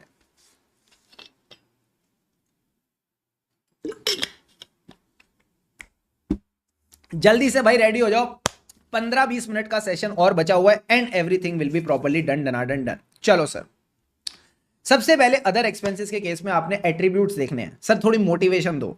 एट्रीब्यूट्स का क्वेश्चन देखो कितनी बार आया है? दिसंबर 21, उससे पहले आया इन एप्टेम्बर कह रहा हूं, एमटीपी अक्टूबर 21, उसके बाद आया इन नवंबर 22। तो कभी भी आपके एग्जामिनेशन में दस्तक दे सकता है दोस्त। अब सर ये एट्रीब्यूट्स कोई मुश्किल भी नहीं है। अगर आपको अजर्शंस आती हैं पीएनएल आइटम्स की तो आप यूं फटाक से इनको समझ जाओगे, ठीक है सर। मुझे बताओ पीएनएल आइटम्स की असर्शंस क्या होती है? ओ सी ए सी सी, ओ सी ए सी सी, अकरेंस। अकरेंस का क्या मतलब होता है? जो ट्रांजैक्शन है ड्यूरिंग द ईयर अकर हुई and it pertains to the entity, ये एंटिटी की ट्रांजैक्शन है, ठीक है सर। कंप्लीटनेस का मतलब हमसे कोई ट्रांजैक्शन छूटी नहीं है। एक्यूरेसी का क्या मतलब होता है? सही अमाउंट में रिकॉर्ड हुई है, एकदम वैलिड ट्रांजैक्शन है, ठीक है सर। क्लासिफिकेशन और कट ऑफ का क्या मतलब होता है? कट ऑफ मतलब सही अकाउंटिंग पीरियड में रिकॉर्ड हुई है जिससे रिलेट करती थी, एंड कट ऑफ तो हो गया। क्लासिफिकेशन का मतलब है हमने सही से क्लासिफाई किया, चाहे कैपिटल एक्सपेंडिचर हो या रेवेन्यू एक्सपेंडिचर हो। अब सर अकरेंस वाला पॉइंट देखना, it is in relation to the entity's business, personal खर्चे नहीं होने चाहिए, तो प्रॉपर्ली अकर हुई है। फिर मैंने कहा कंप्लीटनेस में क्या करेंगे? मंथ ऑन मंथ एनालिसिस करेंगे, क्या सारे महीनों के खर्चे बुक हुए कि नहीं, क्या आपने सारे महीनों के खर्चे बुक करे कि नहीं। फॉर एग्जांपल रेंटल एक्सपेंस, क्या रेंटल एक्सपेंस 12 महीने का बुक हुआ? क्या बिजली का खर्चा 12 महीने का बुक हुआ? सर ये तो बड़ी आसान बात है। एक्यूरेसी का मतलब है, इसके लिए हम इसके वैलिड सपोर्टिंग डॉक्यूमेंट्स देखेंगे, क्या सारे के सारे खर्चों को सपोर्ट करने के लिए वैलिड सपोर्टिंग डॉक्यूमेंट्स हैं जो दिखाने की इनको एक्यूरेटली बुक किया क्या है या नहीं। फिर सर बात करते हैं क्लासिफिकेशन। क्लासिफिकेशन में दो पॉइंट्स आएंगे, एक तो करेक्ट एक्सपेंस हेड में डाला, रेंट का खर्चा बिजली में मत डाल देना, बिजली का खर्चा ट्रेवलिंग में मत डाल देना, जो जिस खर्चे का हेड है उस खर्चे में जाना चाहिए, ठीक है सर। एंड दूसरी चीज क्या बताई क्लासिफिकेशन में? It should be revenue expenditure not a capital expenditure. And last में कहता है कट ऑफ मतलब it pertains to the current period. क्या ये सारे पॉइंट्स क्लियर हैं? हाँ सर। एक बार फटाफट अपनी किताब पे आ जाओ और इन पॉइंट्स को मैं गो थ्रू कराता हूं, then I will give you 30 seconds to properly recall. अब सबसे पहले आप बात करते हैं अकरेंस की। अकरेंस वाला, अरे इधर आओ, ये आ गया। हाँ सर, तो ये देखो क्या करता है, आई से आपको लाइन लिख के देगा, while the auditor may choose to analyse the monthly trends. ये मंथली ट्रेंड से कौन सी असर्शन हमने चेक करी थी? कंप्लीटनेस। ओ, किन किन खर्चों के लिए कंप्लीटनेस के लिए मंथली ट्रेंड देखे जाते हैं? रेंट के लिए, पावर एंड फ्यूल के लिए, क्योंकि ये खर्चा हर महीने आना ही आना है। Auditor generally prefers to vouch the other expenses for following attributes. अब फॉलोइंग एट्रीब्यूट में सबसे पहले क्या आएगा? अकरेंस। अकरेंस का मतलब है ये बिजनेस का खर्चा है, पर्सनल एक्सपेंडिचर नहीं है, ठीक है सर। फिर कंप्लीटनेस ऑलरेडी हो गया। फिर क्या आएगा? एक्यूरेसी। एक्यूरेसी के लिए मैंने क्या देखे? वैलिड सपोर्टिंग डॉक्यूमेंट्स होने चाहिए, like travel tickets for a travelling expense, insurance के खर्चे के लिए इंश्योरेंस पॉलिसी, या कोई और खर्चा है तो उसके लिए थर्ड पार्टी इनवॉइस देखा। फिर आएंगे क्लासिफिकेशन के दो point, in the correct expense head revenue है, कैपिटल एक्सपेंडिचर नहीं है। कट ऑफ मतलब करंट पीरियड को रिलेट करता है, और आखिरी में ये ऑथोराइजेशन वाला पॉइंट अलग से आप ध्यान रख सकते हो। प्लीज टेक 30 सेकेंड्स और 5 से 6 पॉइंट अभी रिकॉल करके चैट बॉक्स में डन डना डन डन। चलो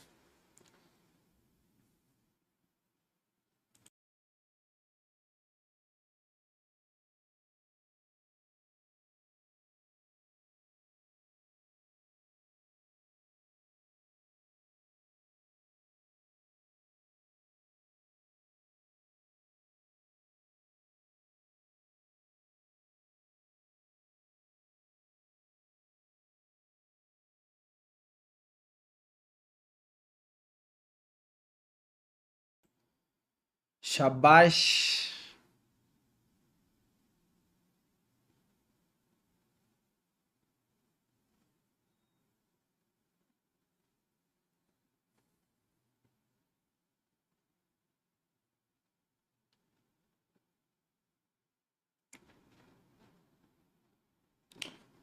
वेरी गुड, बहुत बढ़िया बहुत बढ़िया बहुत बढ़िया। ऑथोराइज का मतलब है कि ये खर्चा ऑथोराइज होना चाहिए, सिंपल सी बात है। तो सपोज अगर, ध्यान से समझना, इधर देखो, अगर मेरा कोई इंप्लॉई है, अभी आप आर्टिकल बनोगे ना, हाँ तो ये चीज देखोगे, जो भी इंप्लॉयज होते हैं कंपनी में सर, उनका क्या होता है, जो भी उनके ट्रेवल एक्सपेंस होते हैं ये रिम्बर्स हो जाते हैं। क्या आप बात कर रहे हो सर? हाँ। तो जो भी आप ओला और उबर में घूमोगे एज अ सीए आर्टिकल, कई बार आपको क्लाइंट लोकेशन पे जाना पड़ेगा, तो जो भी आप ओला और उबर में घूमोगे वो जो भी ट्रेवल एक्सपेंस होंगे सर ये रिम्बर्स हो जाते हैं, ठीक है। एटलीस्ट जो भी बड़ी फर्म्स होती है, बिग 4 होती हैं, बिग 6 होती है, बिग 10 20, ये लोग करते हैं ये चीजें। अब ये जो खर्चे रिम्बर्समेंट मुझे लेनी है, मुझे एक बात बताओ, क्या ऐसा होगा कि मैं एंटिटी को बिल दे दूं और एंटिटी मुझे पैसा दे देगी? The answer is no. आपका जो सीनियर है ये इस रिम्बर्समेंट को ऑथोराइज करेगा। जब तक सीनियर ऑथोराइज नहीं करेगा तब तक भाई साहब 1 रुपया नहीं मिलने वाला आपको। ठीक है सर। तो हमें क्या करना पड़ता है, हर थोड़े टाइम के बाद ट्रेवलिंग एक्सपेंस के बिल्स डालने पड़ते हैं फॉर रिम्बर्समेंट। जब तक हमारा सीनियर ऑथोराइज नहीं करता तब तक हमको इसका रिम्बर्समेंट नहीं मिलता। तो गौरी यही पॉइंट है कि खर्चा should be authorised as per the delegation of authority matrix. Delegation of authority का क्या मतलब है, depending on the amount of expense, depending on the amount of expense अलग अलग बंदा ऑथोराइज करता है। तो जनरली क्या हो सकता है, 5,000 रुपए तक का खर्चा सीनियर मैनेजर करेगा, 10,000 से ऊपर का खर्चा कौन करेगा, मान लो सीनियर मैनेजर के ऊपर कोई डायरेक्टर है वो करेगा, 1 लाख रुपए से ऊपर का कोई खर्चा है तो सीएफओ करेगा, अगर 1 करोड़ से ऊपर का कोई खर्चा है तो सीईओ करेगा। सो डिपेंडिंग ऑन द खर्चा हम देखेंगे कौन सी अथॉरिटी है जो इसको अप्रूव कर सकती है, सही बंदे ने अप्रूव किया या नहीं। क्या ये बात समझ आती है, समझ आती है सर। अब आ जाओ एक एक खर्चे को पकड़ते हैं, और मोटिवेशन तो ऐसे कूट कूट के भरी है तुम्हारे अंदर, मैं बता नहीं सकता। जब भी तुमको ये पीली पीली चीज दिखती है तुम खुश हो जाते हो। Sir rent expense MTP November 22, power and fuel expense MTP November 21, और इसके बाद legal and professional expense MTP March 23। पिछले 3-4 साल वाले एमटीपी हैं तो एग्जाम में आ सकते हैं। क्या सर ये बहुत टफ पॉइंट है, एकदम लप्पू से पॉइंट है। इतने समझदार हो गए तुम लोग बोलोगे अरे सर ये आने दो क्वेश्चन, पूरे फुल में से फुल लेके आएंगे। अब देखो ये क्या कहता है, रेंट एक्सपेंस। सबसे पहले मैं आपको दिखाता हूं रेंट एग्रीमेंट मोटा माटी दिखता कैसा है, बड़ा सिंपल होता है। और एक बार आपने रेंट एग्रीमेंट देख लिया, आप रेंट का एक्सपेंस तो यूं चेक कर लोगे। सर एक वेंडर है जो आपको जगह दे रहा है किराए पे, और आपकी एंटिटी है जिसने जगह किराए पे ली है। उसके रेंट एग्रीमेंट में क्या लिखा होगा, कितने पैसे लेगा पर मंथ, और क्या रेंट फिक्स्ड रहती है या थोड़े थोड़े टाइम में बढ़ती रहती है, सर हमेशा बढ़ती रहती है। So it will be increased 10% every year, and this agreement is valid for 10 year. 10 साल तक आप बैठे रहो एकदम बढ़िया तरीके से, तशरीफ लगा के, कोई दिक्कत की बात नहीं है। अब यही चीज आपने चेक करनी है, यही चीज आपने चेक करनी है। सर क्या चेक करना है, सबसे पहले जो भी रेंट एक्सपेंस है that should be in the name of the entity, and premise should be used for personal purpose, no no no, only for business purpose. तो ये एंटिटी के नाम में होना चाहिए, प्रीमाइस बिजनेस पर्पस के लिए यूज होनी चाहिए। प्लस जो भी खर्चा है इसका आप क्या करोगे, एंटिटी से मंथ वाइज एक शेड्यूल ले लोगे। सो आप एंटिटी को बोलोगे एक मंथ वाइज एक्सपेंस शेड्यूल लो, और उसी में चेक कर लेना whether the expenditure is recorded for all the 12 months और नॉट। तो नेम ऑफ द एंटिटी हो गया, मंथ वाइज शेड्यूल हो गया, 12 मंथ्स की हमने रिकॉर्डिंग देख ली। लास्ट में क्या देखेंगे, सर अगर इसमें एस्केलेशन क्लॉज है तो प्लीज मुझे एक बात बताना, प्लीज मुझे एक बात बताना सारे बच्चे, इसका एएस कौन सा होता है जहां पे आप लीज की स्ट्रेट लाइन वर्किंग करते हो, ये कौन सा एएस होता है। पक्की बात है अगर आपने लीज वाला एएस पढ़ रखा है तो वहां पे आपने एक चीज पक्का करी होगी, AS19। बच्चा कह रहा है AS19 में हमने ये चीज करी है कि जब भी एस्केलेशन क्लॉज होता है तो आप उसकी स्ट्रेट लाइनिंग वर्किंग करते हो। तो यही पॉइंट यहां पे लिखा है कि अगर एस्केलेशन क्लॉज है तो रेंट का एक्सपेंस कैसे रिकॉग्नाइज होगा, स्ट्रेट लाइन बेसिस पे होगा। एग्जाम्पल के तौर पे कई बच्चे हो सकता है AS19 पढ़ के नहीं आए तो मैं उनको बता देता हूं। सपोज ईयर 1 का जो खर्चा है रेंट का कितना है, सर 1 लाख रुपए। जो ईयर 2 का खर्चा है वो कितना है, 1,10,000 रुपए। इसके बाद जो ईयर 3 का खर्चा है सर ये कितना है, 1,10,000 रुपए, और 10% ऐड कर दो तो ये बन गया 1,21,000। तो मुझे बताओ सारे बच्चे ईयर 1 का खर्चा कितना बुक करोगे, प्लीज टेल मी। हम यहां पे ईयर 1 में कितना एक्सपेंस बुक करेंगे पीएनएल में,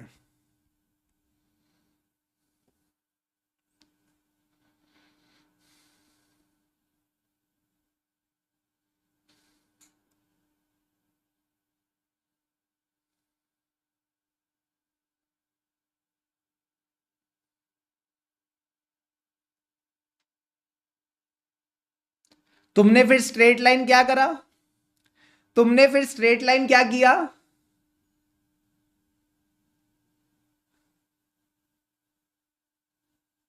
अरे 1 लाख ही खर्चा बुक करोगे रेंट का तो स्ट्रेट लाइन क्या किया फिर।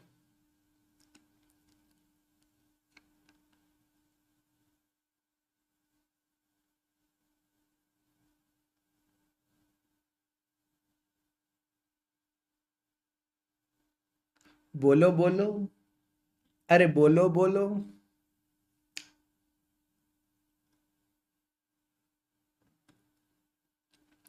If there is a escalation clause, मैंने मंथ वाइज नहीं पूछा, मैंने ईयर 1 का खर्चा पूछा। दिवेश टोडी का मेरे को लग रहा है आंसर सही आया है। दिव्येश टोडी का आंसर मेरे को लग रहा है सही आया है। मुझे एक बात बताओ, जब आपका यहाँ पे ईयर 1 का खर्चा ये दे रखा है, ईयर 2 का ये दे रखा है, ईयर 3 का ये दे रखा है, और अगर मुझे इसको स्ट्रेट लाइन करना है तो मैं क्या करूंगा सर? तीनों को ऐड करोगे, तीनों को ऐड करोगे और 3 से डिवाइड करोगे। यस और no?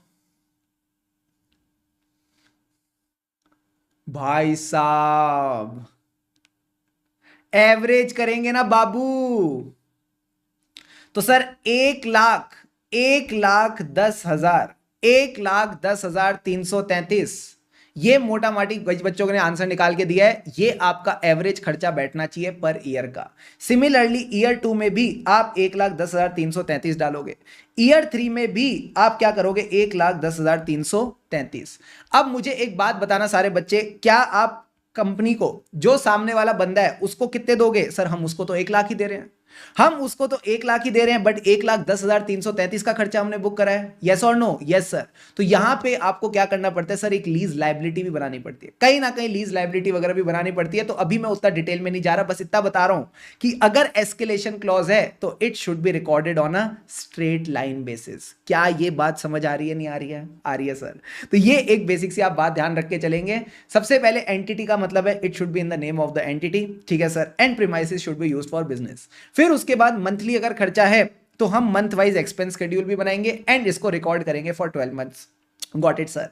But if there is a escalation clause तो आप क्या करोगे? इसको स्ट्रेट लाइन बेसिस पे रिकॉर्ड करके चलोगे।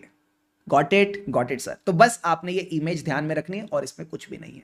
अब आ जाओ सर पावर एंड फ्यूल के खर्चे, जो आपके घर में बिजली का बिल आता है। हाँ, उस बिजली के बिल में हमें क्या देखना है? मैंने कहा कुछ नहीं देखना, मंथ वाइज शेड्यूल यहां पे भी ले लेंगे एंटिटी से कि हर महीने का क्या बिजली का खर्चा था, और इसके साथ पावर बिल्स ले लेंगे इसको चेक करने के लिए। Very good. अब यहां पे भी चेक करो क्या पूरे 12 महीने का बिल रिकॉर्ड हुआ कि नहीं, whether it is recorded for all 12 months और नॉट, ठीक है सर। और क्या करना है मंथ वाइज समरी से? मैंने कहा आपने एक मंथ वाइज समरी बनानी है कि आपने कितने पावर यूनिट्स कंज्यूम करे, आपने कहीं ना कहीं कितने पावर यूनिट्स कंज्यूम करे, और रेट पर यूनिट देख लेना। सर इससे क्या होगा? Power units consumed multiplied by rates, इससे आप एरिथमेटिकल एक्यूरेसी चेक कर लोगे। किसकी? बिल की। जो बिल है इसकी एरिथमेटिकल एक्यूरेसी चेक हो जाएगी। यू गॉट द पॉइंट और नॉट? Yes sir. अब सर आखिरी में ये जो यूनिट्स कंज्यूम्ड है इसको एक चीज और कर लो, इसके ये जो यूनिट्स कंज्यूम्ड है इससे और मजे ले लो। मैंने कहा क्या ले लो? एनालाइज करो मंथली पावर यूनिट्स कंज्यूम्ड और इसको लिंक करो कि आपने कितने फिनिश गुड्स प्रोड्यूस करे। तो जो भी आपने यूनिट्स कंज्यूम करे बिजली वाले, उससे देखो कितने फिनिश गुड्स प्रोड्यूस हुए, इसको भी आप एनालाइज करके चल सकते हो। सर ये लोग क्या क्या करते हैं? ये लोग क्या क्या करते हैं? मैंने कहा कुछ नहीं करते, फ्लो में चलोगे बड़ा मजा आएगा। सबसे पहले क्या किया? मंथ वाइज शेड्यूल ले लिए, बिल्स ले लिए। अब इससे 2 पॉइंट निकाला कि 12 महीने का बिल रिकॉर्ड हो जाने चाहिए, ठीक है सर। उसके बाद मैंने क्या किया? मंथ वाइज इसके यूनिट्स देख लिए कि यूनिट्स कंज्यूम कितने थे, अमाउंट पर यूनिट देखी और उसको रिकैलकुलेट कर लिया कितना बिल होना चाहिए, ठीक है सर। एंड लास्ट में यूनिट्स को एक और चीज से कंपेयर किया, किससे? कि कितने फिनिश गुड्स प्रोड्यूस हो गए। Got it sir. अब इसके बाद एक पॉइंट और बचता है, लीगल एंड प्रोफेशनल एक्सपेंस। पानी के 2 घूंट लगाओ और चैट बॉक्स में रेडी, मजा आ जाएगा।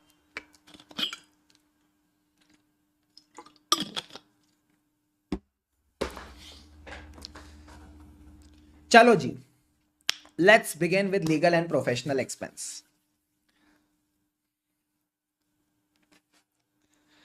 अब सर लीगल एंड प्रोफेशनल के खर्चे में 2 चीजें देखना, क्या ये रिकरिंग खर्चा है या नॉन रिकरिंग खर्चा है। ये रिकरिंग खर्चा है या नॉन रिकरिंग खर्चा है? एग्जाम्पल के तौर पे मैं आपसे कुछ सवाल पूछता हूं, आप मुझे बताना। अगर मुझे हर महीने अपनी जीएसटी की रिटर्न्स फाइल करानी है, हर महीने जीएसटी की रिटर्न जाती है, यस और नो? Yes sir. तो जीएसटी की रिटर्न्स जो मेरा कंसल्टेंट फाइल कर रहा है, क्या ये रिकरिंग खर्चा है या नॉन रिकरिंग खर्चा है? सर रिकरिंग खर्चा है। सिंपल सी बात है, रिकरिंग खर्चा है। अब एक ऐसा खर्चा है जहां पे मान लो एंटिटी पे कोई लीगल केस चल रहा है, और लीगल केस चल रहा है तो उसको लीगल कंसल्टेंट की जरूरत पड़ती है, बट वो जरूरत तभी पड़ती है जब कोर्ट की हियरिंग होती है। जब कोर्ट की हियरिंग होती है तभी लीगल कंसल्टेंट की जरूरत पड़ती है। अब क्या ये रिकरिंग खर्चा है या नॉन रिकरिंग खर्चा है?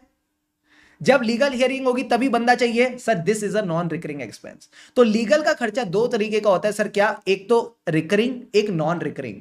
अब जो रिकरिंग खर्चा है उसमें मैं क्या देखूंगा? सर रिकरिंग खर्चे में अब आपको वही चीज चाहिए जो आपको रेंट में चाहिए थी, जो आपको पावर एंड फ्यूल में चाहिए थी। रेंट और पावर एंड फ्यूल में कॉमन क्या था? Sir month wise schedule.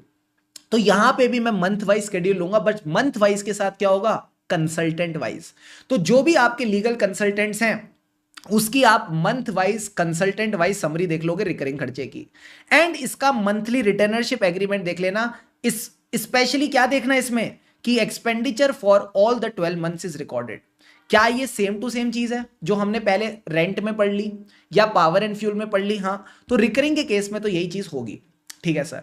अब जो नॉन रिकरिंग खर्चा है इसको आप सैंपल बेसिस पे वाउच कर सकते हो, बट ध्यान रखना हो सकता है आपके सामने कोई ऐसा लीगल केस आ जाए जिसका एंटिटी ने ना तो प्रोविजन बना रखा है ना ही इसके बारे में ऑडिटर को बता रखा है। और मैं बताऊं ना, यही रीजन है जब आप आर्टिकलशिप में जाओगे और लीगल एंड प्रोफेशनल एक्सपेंस का ऑडिट करोगे तो जो आपका पार्टनर है ना और वो रिव्यू करेगा, वो सबसे पहले आपसे लीगल एंड प्रोफेशनल खर्चे की फाइल मंगाएगा। वो बोलेगा बताओ लीगल एंड प्रोफेशनल खर्चे को कैसे चेक किया और इसमें क्या क्या चीजें निकल के आई।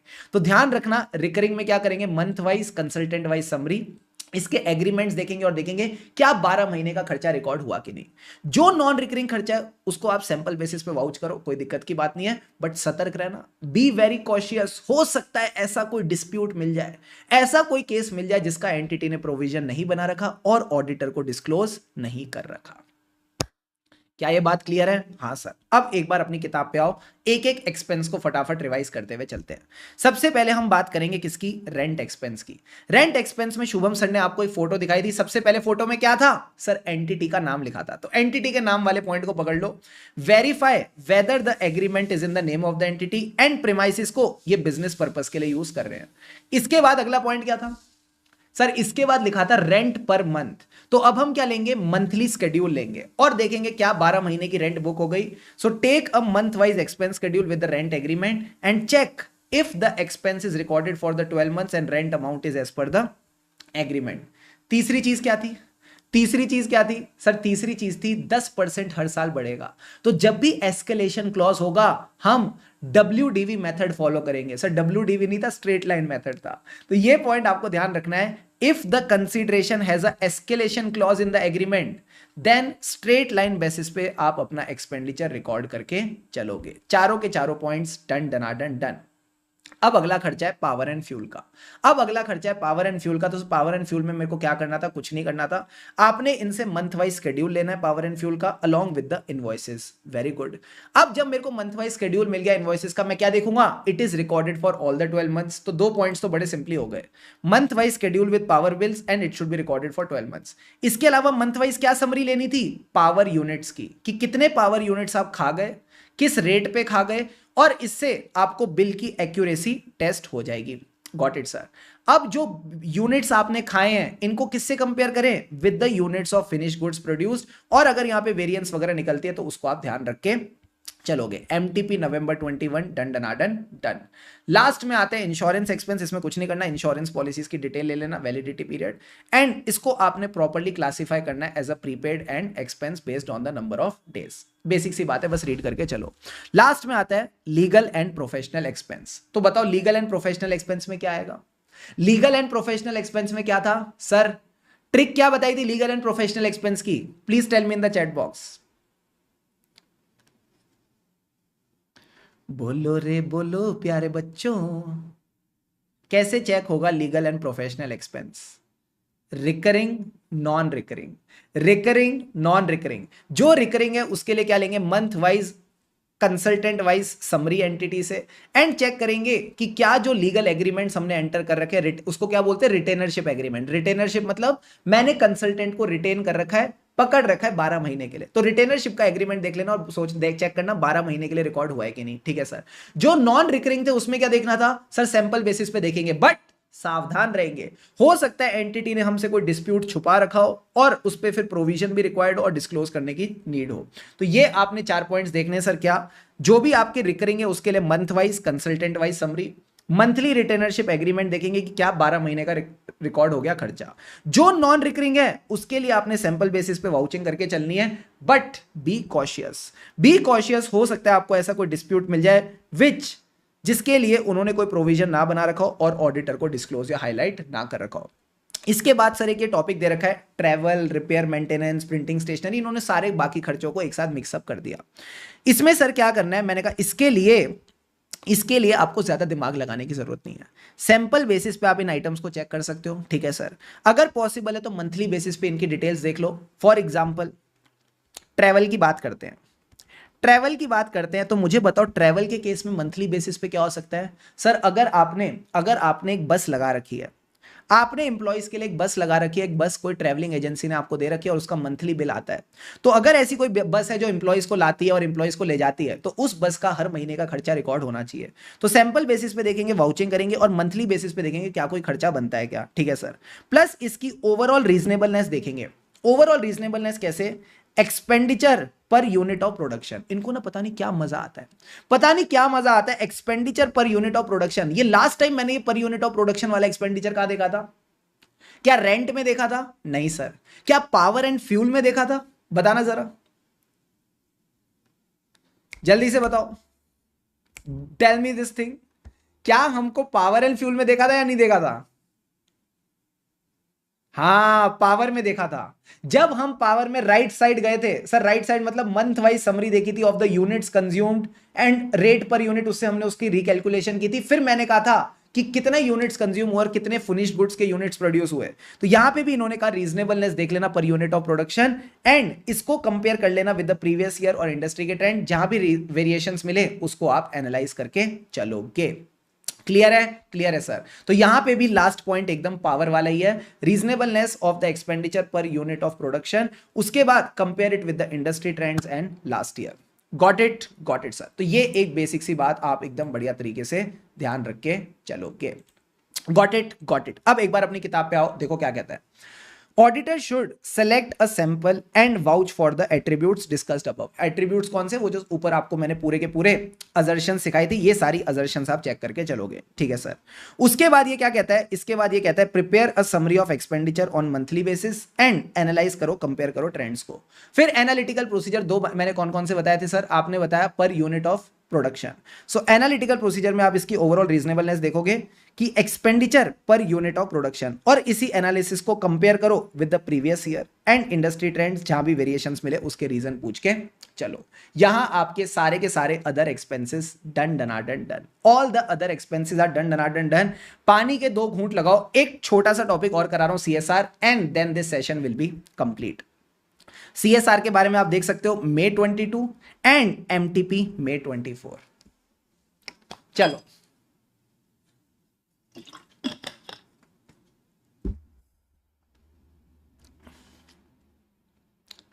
आ जाओ,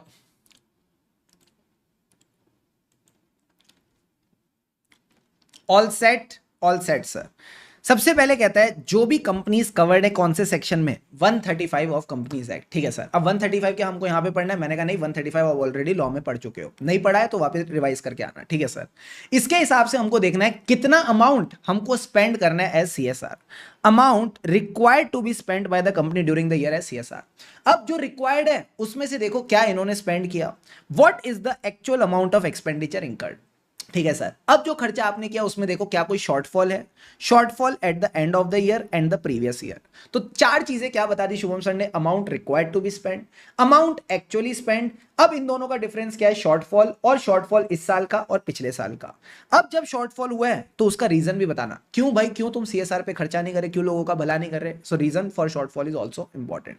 क्या आपको ये 5 पॉइंट्स क्लियर है, हाँ सर, सारे अमाउंट्स वाले पॉइंट्स हैं, बड़े सिंपल है अमाउंट्स वाले points. Amount required to be spend, amount actually spend, shortfall in the current year, shortfall in the previous year and reason for shortfall. Sir amounts वाले point तो हमको chronology में clear हो गए। अब बताओ एक्टिविटीज और ट्रांजैक्शंस के बारे में। सर एक्टिविटीज और ट्रांजैक्शंस का क्या मतलब है, what are the nature of CSR activity. आपने स्कूल बनवाया, हॉस्पिटल बनवाया, पानी की बोतल लगवाई, कहीं पे लोगों को प्याऊ लगाया पानी पिलाने के लिए, what ever be the nature of CSR activity, आप उसके बारे में बताओगे। प्लस क्या आपने यहां पे कोई रिलेटेड पार्टी ट्रांजैक्शन तो नहीं करी, वो भी डिस्क्लोज करके चलो। तो ये कहता है details of the related party transaction. For example जो आपने सीएसआर का कंट्रीब्यूशन किया है वो किसी ऐसे ट्रस्ट में किया that is controlled by the company in relation to the CSR expenditure as per element accounting standard, तो फिर आप रिलेटेड पार्टी वाली ट्रांजैक्शंस को डिस्क्लोज करोगे। एंड आखिरी में कहता है जहां भी आपने प्रोविजन बनाया है with respect to a liability by entering into a contractual obligation, तो आप उस प्रोविजन के मूवमेंट के बारे में भी बताओगे। What ever is the movement in the provision वो भी आप बताओगे। फॉर एग्जाम्पल मैंने प्रोविजन बनाया था कि मुझे सीएसआर में 1 लाख रुपए खर्च करने हैं, ठीक है सर। अब उस प्रोविजन में से मान लो मैंने कोई एक्सपेंडिचर किया 50,000 का, तो वो इसमें से माइनस हो जाएगा। ड्यूरिंग द ईयर मान लो मैंने फिर और प्रोविजन बना लिया 30,000 का, तो एंड ऑफ द ईयर कितना प्रोविजन बन गया, 50,000 माइनस हो गया तो 50,000 रह गया, 30,000 का और बनाया तो 80,000। So what ever is the movement in this provision, क्या आपने खर्चा किया, क्या एडिशनल प्रोविजन बनाया, वो प्रोविजन की मूवमेंट बता के चलना। तो ये आपने कितने पॉइंट हो गए, 5 और 3 8 पॉइंट्स याद रखने फ्लो में। पहले अमाउंट वाले लास्ट बार रिवाइज कर रहे हैं। Amount required to be spent, amount actually spent, whatever is the shortfall this year previous year, दोनों बता के चलना। एंड लास्ट पॉइंट था रीजन फॉर द शॉर्टफॉल। फिर बताओ ट्रांजैक्शंस के बारे में और एक्टिविटीज के बारे में, CSR activity, related party transaction, और आखिरी में प्रोविजन की मूवमेंट। अब सर ये जो राउंड ऑफ वाली चीज है, इस पे ऐसे हो सकता है आपसे एमसीक्यू वगैरह में टाइम पास करे, तो प्लीज ध्यान रखना। ये कहता है राउंड ऑफ कितना करना है हमको बैलेंस शीट और पीएनएल में, it depends on the total income of the company. Total income का मतलब है रेवेन्यू फ्रॉम ऑपरेशंस आ गया आपका, जो सेल्स और सर्विसेज वाले होते हैं, प्लस अदर इनकम। ये कहता है कि अगर टोटल इनकम 100 करोड़ से कम है तो आप किस पे राउंड ऑफ करोगे, 100, 1000, लैक्स, मिलियंस और डेसिमल देयर ऑफ, ठीक है सर। 100 से शुरू होके मिलियन तक पहुंच गए, ठीक है सर।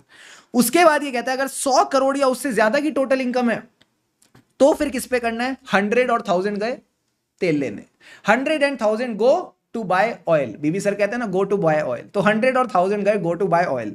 यहां हम शुरू ही करेंगे किससे, लैक्स, मिलियंस और करोड़ और डेसिमल देयर ऑफ। तो इन दो बातों को छोटा सा बस रीड करके चलना। जब आपने कोई यूनिट ऑफ मेजरमेंट चुन लिया तो उसको आप यूनिफॉर्मली यूज करोगे, goes to buy oil. Yes sir. तो ये एक बेसिक सी बात थी जो मुझे आपको कवर करा के चलनी थी। क्लियर है बॉस, क्लियर है sir. So I hope that you enjoyed this session. मेरा पूरा आपको अभी फोकस एक ही चीज पे है सर, क्या जो भी अब हम चीजें कवर कर रहे हैं प्लीज आप इनको पूरी शिद्दत से कवर करके चलें, and make sure after this session you are revising the things well, so that ये जो प्यारी प्यारी मीठी मीठी बातें आपके दिमाग में एकदम बैठ जाए, and when you are doing your audit articleship यही सारी चीजें आपको काम आने वाली हैं। तो इनको जाके ना शो ऑफ करना, आपके आईफोन शो ऑफ करने से कुछ नहीं होगा, आपके बढ़िया बढ़िया कपड़े शो ऑफ करने से कुछ नहीं होगा। This is something that you should be showing off, कि हाँ मुझे पता है लीगल एंड प्रोफेशनल का खर्चा कैसे चेक करते हैं, मुझे पता है रेंट का खर्चा कैसे चेक करते हैं, and trust me that will give you the best of the respect in the professional world. ठीक है, thank you so much for attending this session, I hope you enjoyed it, and मिलते हैं आपसे next session के अंदर। Revision करेंगे सारे बच्चे, जल्दी से बताओ क्या आप रिवीजन वाला प्रसाद लेके जाओगे या नहीं जाओगे।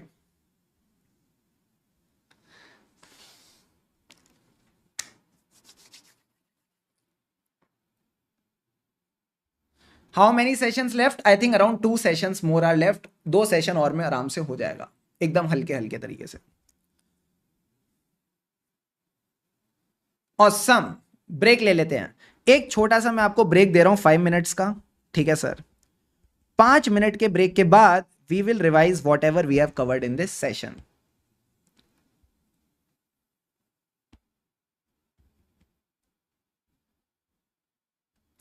चलो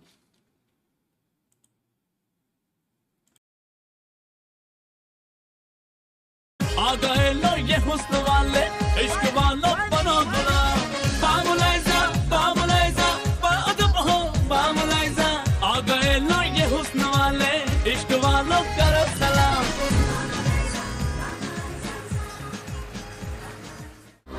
To watch more, log on to www.erosentertainment.com. जिसने फसल की सेना बोई घर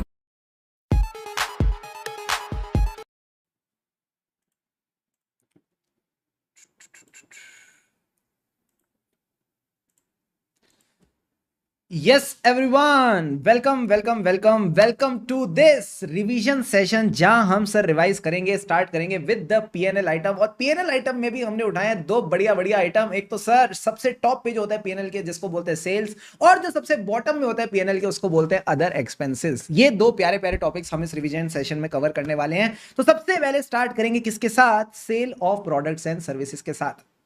प्लीज अपने नोट्स पे आ जाओ फटाफट। सबसे पहले सर हम क्या करेंगे, क्या सीधा सेल्स का ऑडिट करने टूट पड़े या पहले उसके प्रोसेस को समझे? सर पहले उसके इंटरनल कंट्रोल्स को समझते हैं। तो मैंने कहा हम जो ऑडिट प्रोसीजर करते हैं क्या होते हैं, test of control, substantive procedure. But test of controls करने से पहले हमको कंट्रोल्स को समझना पड़ेगा। So understand the internal controls of the sales process. उसमें ऐसे एन एग्जांपल दे रखा है, सेग्रीगेशन ऑफ ड्यूटीज। अब सर क्या क्या ड्यूटीज है जो अलग अलग बंदे करेंगे? एक बंदा क्रेडिट लिमिट चेक करेगा, क्या हमको मुन्ना भाई को गुड्स क्रेडिट पे सेल करनी चाहिए या नहीं। तो क्या मुन्ना भाई की क्रेडिट लिमिट है, उसके हिसाब से गुड्स क्रेडिट पे सेल होनी चाहिए। अब जब क्रेडिट लिमिट सेटिस्फाई हो जाए तो आप इसका सेल्स ऑर्डर ऑथराइज कर दो कि हाँ भाई कर दो सेल, कोई दिक्कत नहीं है। जैसे ही सेल्स ऑर्डर ऑथराइज होगा, इसका इनवॉइस जनरेट होगा, गुड्स डिस्पैच हो जाएंगी, कोई देरी नहीं करनी। अब जब गुड्स डिस्पैच कर दी, भेज दी, भाई पैसे कलेक्ट भी करने हैं, कलेक्ट द मनी। एंड आखिरी में देख लेना, risk and rewards have been transferred and sales have been properly recognised. तो पहले क्या किया, क्रेडिट लिमिट चेक करी, क्रेडिट लिमिट चेक करने के बाद सेल्स ऑर्डर ऑथराइज हुआ। उसके बाद हमने क्या करी सर, उसके बाद हमने इनवॉइस जनरेट किया, सेल्स गुड्स को डिस्पैच किया, आखिरी में collect the money and ensure that the risk and rewards have been transferred and sales have been recognised. ये बेसिक सी बात आप समझ के चलोगे। फिर मैंने क्या बोला सर, अब जब आपने कंट्रोल्स को समझ लिया तो अब आप कंट्रोल्स को टेस्ट करो, क्या कंट्रोल्स अच्छे हैं या बुरे हैं, यानी वेदर दे आर स्ट्रॉन्ग और रिलायबल, यस और no. If they are strong और रिलायबल, आप अपने सब्सटेंटिव टेस्टिंग को कम करके चल सकते हो। बट अगर कंट्रोल्स में डेफिशिएंसीज हैं तो बता दो दोनों बदमाशों को। सर ये दो बदमाश कौन थे, मैनेजमेंट और टीसीडब्ल्यूजी, एज पर SA 265। अब सर इसमें इन्होंने एग्जांपल दे रखा है कॉमन इंटरनल कंट्रोल्स क्या होते हैं, ऑथराइजेशन को लेके, एग्जीक्यूशन को लेके। ऑथराइजेशन दो ऑर्डर्स की होती है, सेल्स ऑर्डर की, प्लस अगर कस्टमर का जो परचेज ऑर्डर है वो एक पर्टिकुलर लिमिट से ज्यादा है तो उसको भी ऑथराइज करके चलना। So approval of the sales order, approval of the customer purchase order if it is more than a particular limit. And जब भी आप अपने डेटर्स को राइट ऑफ मारते हो तो तब भी आपको ऑथराइजेशन की जरूरत पड़ती है। एंड एग्जीक्यूशन किसकी, ऑफ द सेल्स ऑर्डर। अब सवाल ये आता है कि आप टेस्ट ऑफ कंट्रोल्स करोगे कैसे? सर रैंडम बेसिस पे आप कुछ ट्रांजैक्शंस को सिलेक्ट कर सकते हो और उनके केस में जो कस्टमर से परचेज ऑर्डर आया था उसको एग्जामिन कर लो, जो आपने इनवॉइस जनरेट किया उसको चेक कर लो, और कस्टमर के स्टेटमेंट्स वगैरह को आप देख के चल सकते हो। कस्टमर का स्टेटमेंट का क्या मतलब है, क्या जो भी कस्टमर आपको अकाउंट स्टेटमेंट्स भेजता है उनको आप चेक करके चलोगे। फिर सर अब आ जाते हैं हमारे favourite audit procedure, substantive audit procedure. जाग जाओ सारे बच्चे, जाग जाओ जाग जाओ जाग जाओ। सर जगाओ ना, मैंने कहा रुको। जाग गए सर, एकदम बढ़िया तरीके से जाग गए। मैंने कहा कैसे जागेंगे, क्योंकि हमें यहां पे फोकस करना है सब्सटेंटिव ऑडिट प्रोसीजर में, सब्सटेंटिव एनालिटिकल प्रोसीजर। यहां पे फोकस किस पे करेंगे, सेल्स के ट्रेंड एनालिसिस पे। जो सेल्स का ट्रेंड एनालिसिस है वो देखना है। ट्रेंड एनालिसिस से मिलता जुलता एक पॉइंट क्या है, comparison with the previous accounting period. यही तो सीखा था ना एनालिटिकल प्रोसीजर में। जब भी ट्रेंड एनालिसिस करते हैं इसका मतलब क्या है, प्रीवियस अकाउंटिंग पीरियड्स के साथ हमको कंपेयर करके चलना है। दूसरी चीज शुभम सर ने क्या सिखाई थी सर, वो कौन सी कंपनी थी, मामा अर्थ। मामा अर्थ क्या बनाती है सर, शैम्पू बनाती है, साबुन बनाती है, मॉइस्चराइजर बनाती है। तो ये क्या है, इसको बोलते हैं कैटेगरी वाइज एनालिसिस। हम कैटेगरी वाइज एनालिसिस भी करके चल सकते हैं। एंड लास्ट थिंग इज, आप सेल्स की एक्सपेक्टेशन डेवलप करो। आप सेल्स की एक्सपेक्टेशन डेवलप करो और वो जो एक्सपेक्टेशन है उसको रिकॉर्डेड अमाउंट से कंपेयर करो, और जहां भी वेरिएंसेस मिलती है उसको एनालाइज करके चलेंगे। So build your sales expectation, compare it with your client records. अब कैसे एक्सपेक्टेशन बिल्ड होगी, बड़ा सिंपल है। आपको सेल्स प्राइस पता है, हाँ सर। आपको एवरेज मंथली सेल्स पता है, हाँ सर। 12 से मल्टीप्लाई कर दो। So sales price multiplied by average monthly sales multiplied by 12, इसमें से जो भी आपके डिस्काउंट्स और रिटर्न है उसको माइनस करना, आपके पास एक्सपेक्टेशन आ जाएगी।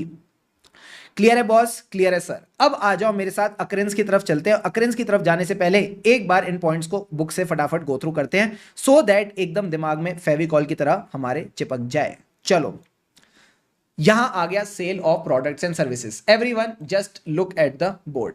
यहां पे सर क्या करना है, हमें सेल्स की ट्रांजैक्शंस को टेस्ट करना है, उनके इंटरनल कंट्रोल्स को देखना है, ताकि पता चले कि कोई मटेरियल मिसस्टेटमेंट नहीं है इन द रेवेन्यू और डेटर्स। ठीक है सर। इसमें हमें फोकस किस पे करना है, कंपनी क्या प्रोडक्ट्स और सर्विसेज बनाती है, इसकी मार्केट में क्या डिमांड है। जिसकी डिमांड ज्यादा होगी वो ज्यादा बिकेगा। अगर जरूरत लगती है तो नए प्रोडक्ट लाएंगे, जरूरत लगेगी तो पुराने प्रोडक्ट को ले जाएंगे। तो कुछ लाएंगे कुछ ले जाएंगे। मेजर कस्टमर देख लो और सेल्स की टर्म देख लो, क्रेडिट है कैश सेल है। इन बातों को बस रीड करके चलना, कुछ खास मसाला नहीं है। फिर मैंने बोला टेस्ट ऑफ कंट्रोल करने से पहले क्या करेंगे, कंट्रोल्स को समझेंगे। इसमें कौन सा कंट्रोल पे आईसीआई फोकस करता है, सेग्रीगेशन ऑफ ड्यूटी। एक बंदा क्रेडिट लिमिट चेक करेगा, फिर सेल्स ऑर्डर को दूसरा बंदा ऑथराइज करेगा, फिर सेल्स इनवॉइस होगा, फिर डिस्पैचिंग होगी, फिर अमाउंट्स रिसीव होंगी, एंड रिस्क एंड रिवॉर्ड देख लेना कि वो कस्टमर को ट्रांसफर हो। देन कंट्रोल्स की टेस्टिंग होगी, इससे पता चलेगा क्या वो मजबूत हैं। अगर मजबूत हैं तो सब्सटेंटिव टेस्टिंग को कम कर लो, अगर डेफिशिएंसीज हैं तो 265 के हिसाब से टीसीडब्ल्यूजी और मैनेजमेंट को बता दो। अब यहाँ पे एग्जांपल इन्होंने क्या दिया, अप्रूवल और ऑथराइजेशन वाले, approval of the sales order, approval of the purchase orders अगर वो बहुत ज्यादा लिमिट से ज्यादा आ गए हैं, approval of the right of receivable, execution किसकी, सेल्स ऑर्डर की।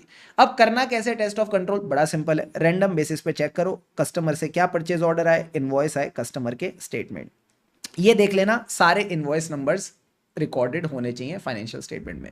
अब स्टडी मटेरियल में क्वेश्चन किसका दे रखा है, substantive analytical procedure, 3 substantive analytical procedure recall करके बताओ। बड़ा सिंपल है सर, हम यहाँ पे ट्रेंड एनालिसिस करेंगे, इससे मिलता जुलता point, compare it with the previous accounting period. तीसरा पॉइंट क्या था सर, तीसरा पॉइंट था category wise analysis, and last point था building your sales expectation and comparing with the client record. तो ये आपने 4 बातें ध्यान रखनी है। पहला प्रोसीजर सेल्स का ट्रेंड एनालिसिस, दूसरा comparison with the previous accounting period जो सेम पॉइंट है, category wise analysis, and last में सेल्स एक्सपेक्टेशन को सेल्स रिकॉर्ड से कंपेयर करके चलो।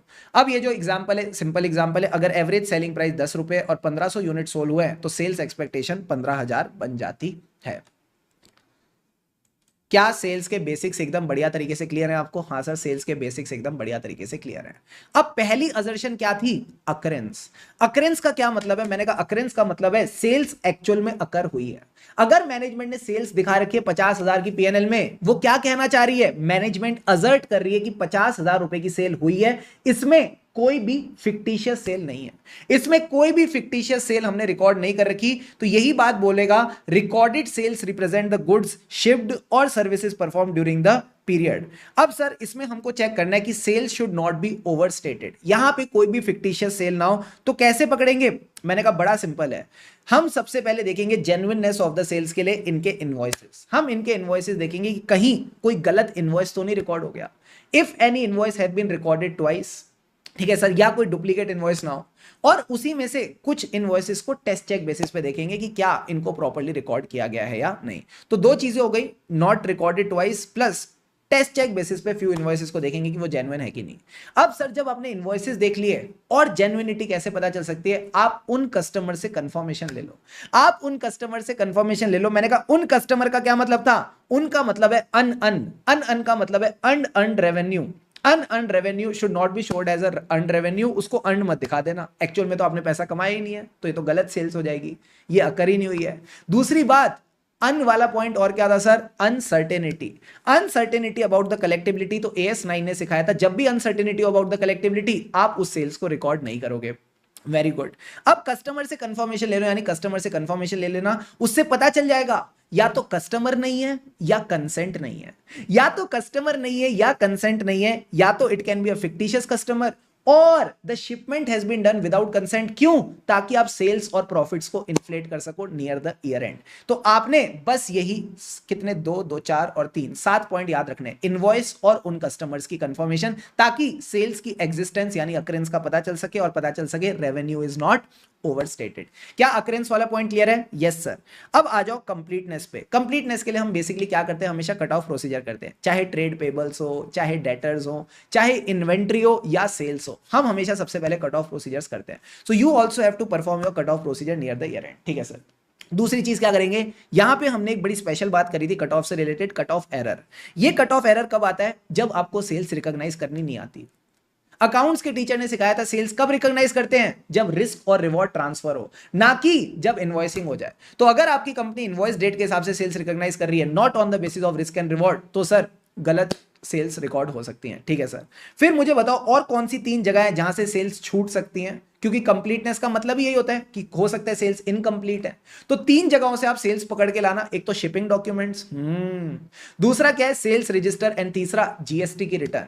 तो ये 3 जगहों से आपको सेल्स मिल सकती हैं। तो शिपिंग डॉक्यूमेंट्स का मतलब है जो भी गुड्स आपने शिप करी उनको रिकंसाइल करो, क्या वो प्रॉपर्ली रिकॉर्ड हुई है कि नहीं। जो भी सेल्स रजिस्टर में क्वांटिटी ऑफ गुड्स लिख रखी हैं उनको आप रिकंसाइल करोगे with your sales. And last में कहता है GST रिटर्न्स को रिकंसाइल करो with the revenue recorded in the P&L। अच्छा एक बात बताओ, जिस बच्चे ने टॉपिक पहले पढ़ रखा है, क्या कंप्लीटनेस में हम यहां पे सिर्फ अंडर स्टेटमेंट पे फोकस कर रहे हैं, या ओवर स्टेटमेंट का भी एक पॉइंट दे रखा था इन बदमाशों ने? क्या ओवर स्टेटमेंट का भी एक पॉइंट आपके नोट्स में दे रखा था? हाँ सर, वो क्या था?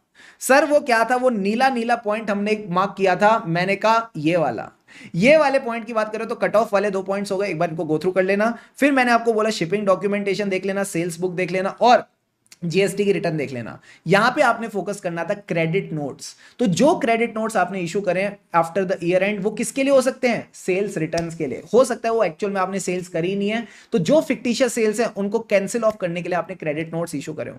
सो verify the credit notes issued after the accounting period. हो सकता है ये फिक्टिशियस सेल्स हो, अगर फिक्टिशियस सेल्स है तो फिक्टिशियस डेटर्स हैं, तो उन फिक्टिशियस डेटर्स को कैंसिल ऑफ करने के लिए आपने यहां पे क्रेडिट नोट्स इशू करे थे।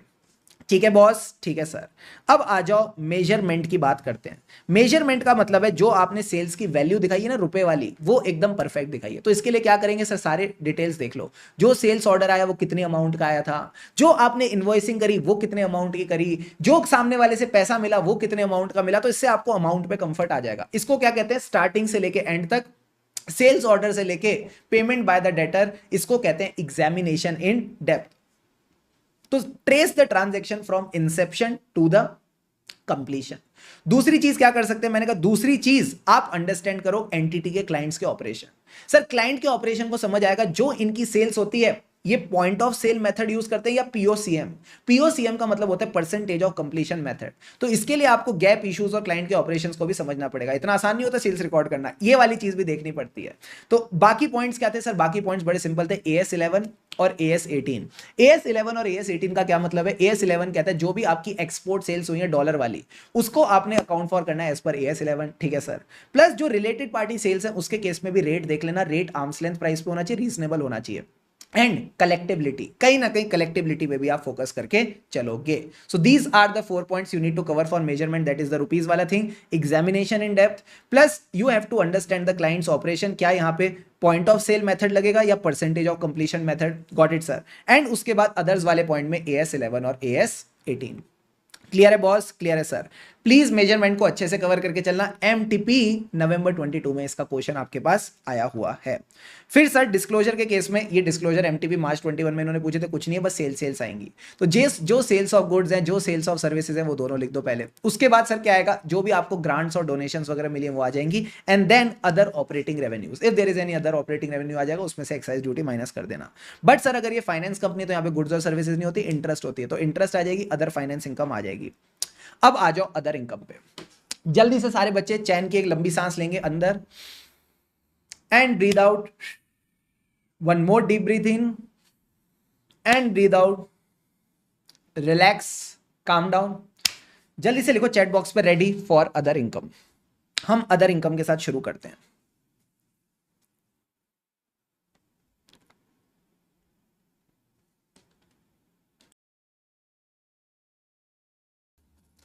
चलें आगे, बढ़ो सर। अब अदर इनकम क्या बहुत टफ था, क्या अदर इनकम बहुत टफ था, आंसर इज नो। एकदम सिंपल टॉपिक। जब आप सीए बन जाओगे तो आप अपना पैसा कहां कहां लगाओगे सर, थोड़ा पैसा तो सेफ रखेंगे, थोड़ा पैसा सेफ रखेंगे एफडी में, थोड़ा पैसा शेयर्स में लगाएंगे, जो भी हमारे फेवरेट शेयर्स हैं हम उनमें पैसा लगाएंगे, जो भी हमको मजेदार लगते हैं। और फिर किसी ने सिखाया म्यूचुअल फंड सही है, किसी ने सिखाया म्यूचुअल फंड सही है, तो म्यूचुअल फंड में भी डालेंगे। तो यही आपकी 3 अदर इनकम बन जाएगी, जो एफडी से इंटरेस्ट आएगा, जो शेयर से डिविडेंड आएगा, और जो म्यूचुअल फंड यूनिट्स को बेच के पैसा आएगा, वो सब आपकी अदर इनकम बन जाती है। तो सबसे पहले एफडी की इनकम कैसे निकालेंगे, बड़ा सिंपल है। एफडी की जो प्रिंसिपल अमाउंट है उसको इंटरेस्ट रेट से मल्टीप्लाई कर दो, और कितने दिन तक आपकी एफडी पड़ी थी उसका आप टाइम प्रोपोर्शन ले लोगे। So interest income on FD is calculated how sir, very simple, time proportion basis, that is outstanding amount into the interest into the percentage। Clear है, क्लियर है सर। डिविडेंड के case में Shivam sir ने क्या बताया था सर, आरपीएम। आरपीएम का मतलब है राइट टू रिसीव है, plus there is a probability of economic benefits, आपको फ्यूचर इकोनॉमिक बेनिफिट्स मिलेंगे। एम का मतलब है it can be measured reliably, जो भी अमाउंट ऑफ डिविडेंड है उसको आप रिलायबली मेजर करके चलते हो। तो राइट टू रिसीव कब हो जाती है, जब शेयर होल्डर इसको डिक्लेयर कर देते हैं। Then we talked about gain और loss on the sale of mutual fund investment. Sir mutual fund investment में गेन और लॉस कब होता है, जब आप इसको बेच देते हो। बेचने को अंग्रेजी में कहते हैं ट्रांसफर ऑफ टाइटल। ये कैलकुलेट कैसे होता है, बड़ा सिंपल है, जो आपका रिडेम्पशन प्राइस है उसमें से आप कैरिंग वैल्यू को माइनस कर दो। एंड इसके लिए आपको ज्यादा दिमाग लगाने की जरूरत नहीं है, क्लाइंट का म्यूचुअल फंड का स्टेटमेंट आता है, क्लाइंट का म्यूचुअल फंड का स्टेटमेंट आता है, उसमें सारी कैलकुलेशन आपको दिख जाती है। अब एक बात बताओ सर, आईसीएआई का फेवरेट पार्ट क्या है? एक तो वो आपसे क्वेश्चन पूछ सकता है तीनों के बारे में, तो आपने ये पॉइंट्स लिखने हैं, या फिर वो आपसे क्वेश्चन पूछेगा इंटरेस्ट इनकम ऑन एफडी। तो मुझे बताओ इंटरेस्ट इनकम ऑन एफडी के लिए क्या करेंगे? सर पहले एंटिटी से सामग्री ले लेंगे। सामग्री में क्या आ जाएगा? जो भी FD during the year open करी वो बता दो, उस पर कितना इंटरेस्ट रेट है और कितने टाइम से, कितने डेज के लिए हमने वो एफडी होल्ड कर रखी है। अब इससे क्या करेंगे? राजमा चावल बनाएंगे। मैंने कहा राजमा चावल मतलब जो आपका सामग्री है, तो आप इससे इंटरेस्ट को रिकंप्यूट कर लो। आप इससे इंटरेस्ट को रिकंप्यूट कर लो तो आपको अरिथमेटिकल एक्यूरेसी पता चल जाएगी कि जो इन्होंने एफडी पे इंटरेस्ट निकाला है वो सही निकाला है कि नहीं। So verify the interest accuracy, arithmetical accuracy of the interest by recomputing. और सर हम इसको किससे पूछ सकते हैं? बैंक से और टैक्स वालों से। हम बैंक और टैक्स वालों से पूछ सकते हैं कि जो इंटरेस्ट एफडी पे हम कमा रहे हैं ये बैंक ही तो दे रहा है, तो हम बैंक से कंफर्मेशन लेंगे। अब कंफर्मेशन एक चीज की या दो चीजों की? दो चीजों की। एक तो प्रिंसिपल अमाउंट ऑफ एफडी और इंटरेस्ट इनकम, दोनों को कंफर्म करके चलना। लास्ट में आता है टैक्स। टैक्स का मतलब है जब भी बैंक इंटरेस्ट में टीडीएस काटती है, जब भी बैंक इंटरेस्ट पे टीडीएस काटती है, तो ये मेरे एक स्टेटमेंट में आता है जिसको बोलते हैं फॉर्म 26AS। तो आप कंपनी से फॉर्म 26AS की भी कॉपी लेके चल सकते हो। सो लास्ट बार एक बार फटाफट गो थ्रू करते हैं अदर इनकम में क्या करना है। जो भी interest income on FD it should be recognised on time proportion basis. कैसे? आउटस्टैंडिंग अमाउंट और इंटरेस्ट रेट को ध्यान रखना। डिविडेंड के केस में क्या था? RPM, it is right to receive. P का मतलब है प्रोबेबल इकोनॉमिक बेनिफिट्स होंगे and it can be measured reliably. Got it sir. Mutual fund में गेन और लॉस कैसे होता है? Transfer of title, redemption value minus carrying amount as per your, यहां पे लिखा था as per your mutual fund statement. Then sir हमने बात करी किसकी? गेन और loss on sale of mutual fund, ये हो गया। अब बात करते हैं एफडी की। एफडी के केस में मैंने क्या किया? पहले सामग्री ले ली। सामग्री का क्या मतलब है? लिस्टिंग ऑफ एफडी ले लो, इंटरेस्ट रेट ले लो, नंबर ऑफ डेज ले लो। अब इनका क्या करना है? रिकंप्यूटेशन करनी है। Verify the arithmetical accuracy of the interest calculation. कैसे? बाय रिकंप्यूटिंग। रिकंप्यूटिंग कैसे करनी है? डिपॉजिट की अमाउंट को रेट से मल्टीप्लाई करो, number of days divided bye 360, इससे आपके पास आंसर आ जाता है। और क्या कर सकते हैं? कंफर्मेशन कर सकते हैं। कंफर्मेशन किसकी? Deposit outstanding at the period end principal amount ले लो, प्लस इंटरेस्ट इनकम को भी कंफर्म करके चलना, and copy of 26AS, that is the tax वाला पॉइंट। अब सर यहां पे डिस्क्लोज क्या होता है? वही चीजें जो आपने कंप्यूट करी है। इंटरेस्ट इनकम आ गया, डिविडेंड इनकम आ गया, गेन और loss on sale of mutual fund investments आ गया, और अदर नॉन ऑपरेटिंग इनकम। अच्छा ये अनडिस्क्लोज्ड इनकम वाली चीज क्या बताई थी शुभम सर ने? Sir this is the same thing that we study in clause 8। Income tax authorities ने लगा दी क्लाइंट की वाट। तो जब भी आप इनकम टैक्स अथॉरिटीज को कोई इनकम सरेंडर करते हो, डिस्क्लोज करते हो, किसमें? सर्च, सीजर और any other provision. Search, seizure और एनी अदर प्रोविजन, तो आपको क्या करना है? इसको आप बुक्स ऑफ अकाउंट्स में रिकॉर्ड करके चलोगे। सर इसकी एक्सेप्शन क्या है? बट अगर यहां पे इम्यूनिटी दे रखी है, अगर यहां पे इम्यूनिटी दे रखी है फॉर डिस्क्लोजर, तो फिर करने की जरूरत नहीं है। So unless there is a immunity, आप क्या करोगे सर? आप इसको प्रॉपर्ली रिकॉर्ड करके चलोगे इन द बुक्स ऑफ अकाउंट्स। क्या ये बात समझ आती है? हाँ सर ये बात समझ आती है। फिर मैंने आपको कौन सा टॉपिक पढ़ाया था सर? आपने फिर हमको एकदम मरियल मरियल टॉपिक पढ़ाए थे, अदर एक्सपेंसेस वाले। अब ये अदर एक्सपेंसेस में आईसीआई का फेवरेट क्वेश्चन क्या है? What is the favourite question of ICI in case of other expenses? Sir attributes, December 21, MTP October 21, November 22।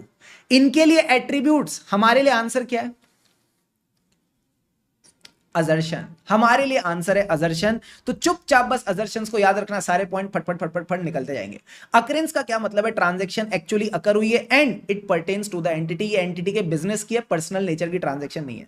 It is in relation to the entity's business. Very good, not a personal transaction. C का मतलब है completeness. हमने 12 महीने की transaction record कर रखी है, analyse the monthly trends of the transaction.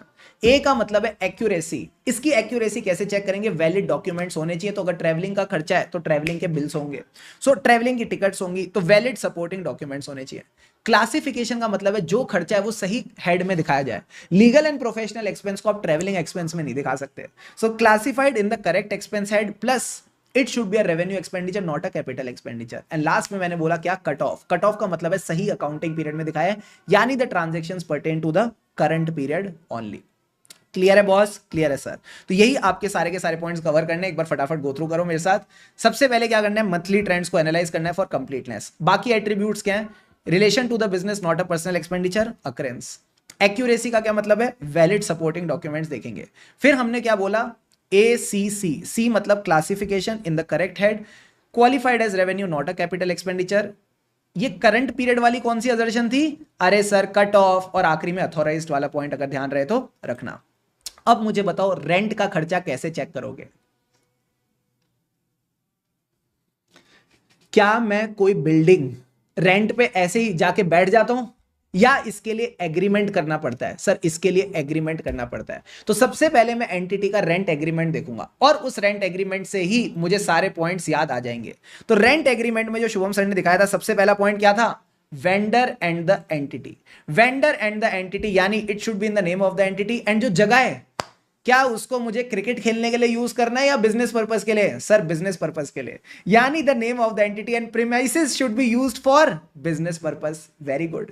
दूसरी चीज जो रेंट एग्रीमेंट में थी क्या थी? रुपीज XXX पर मंथ, यानी मुझे इसका क्या लेना है? एंटिटी से मंथ वाइज शेड्यूल लेने हैं और इंश्योर करना है it is recorded for all the 12 months. Got it sir. अगली चीज क्या थी? क्या रेंट सेम रहेगी या 10% हर साल बढ़ेगी? बढ़ेगी सर। तो जहां भी एस्केलेशन क्लॉज है, it should be recorded on WDV basis. नहीं सर, स्ट्रेट लाइन बेसिस पे हम इसको रिकॉर्ड करके चलेंगे। तो यही आपके 4 पॉइंट्स आपको कंसीडर करने हैं MTP नवंबर 22। फटाफट बता दो क्या रेंट एग्रीमेंट में क्या लिखा है? It is in the name of the entity and use for business purpose. Second thing, month wise schedule with the rent agreement for all 12 months, rent amount देख के चलना। तीसरी चीज, जहां भी कंसिडरेशन एस्केलेशन क्लॉज है वहां स्ट्रेट लाइन बेसिस पे रेंट रिकॉर्ड होके चलेगी। रेंट के बाद मैंने आपको कौन सा टॉपिक पढ़ाया था? सर रेंट के बाद आपने बताया था पावर एंड फ्यूल का खर्चा।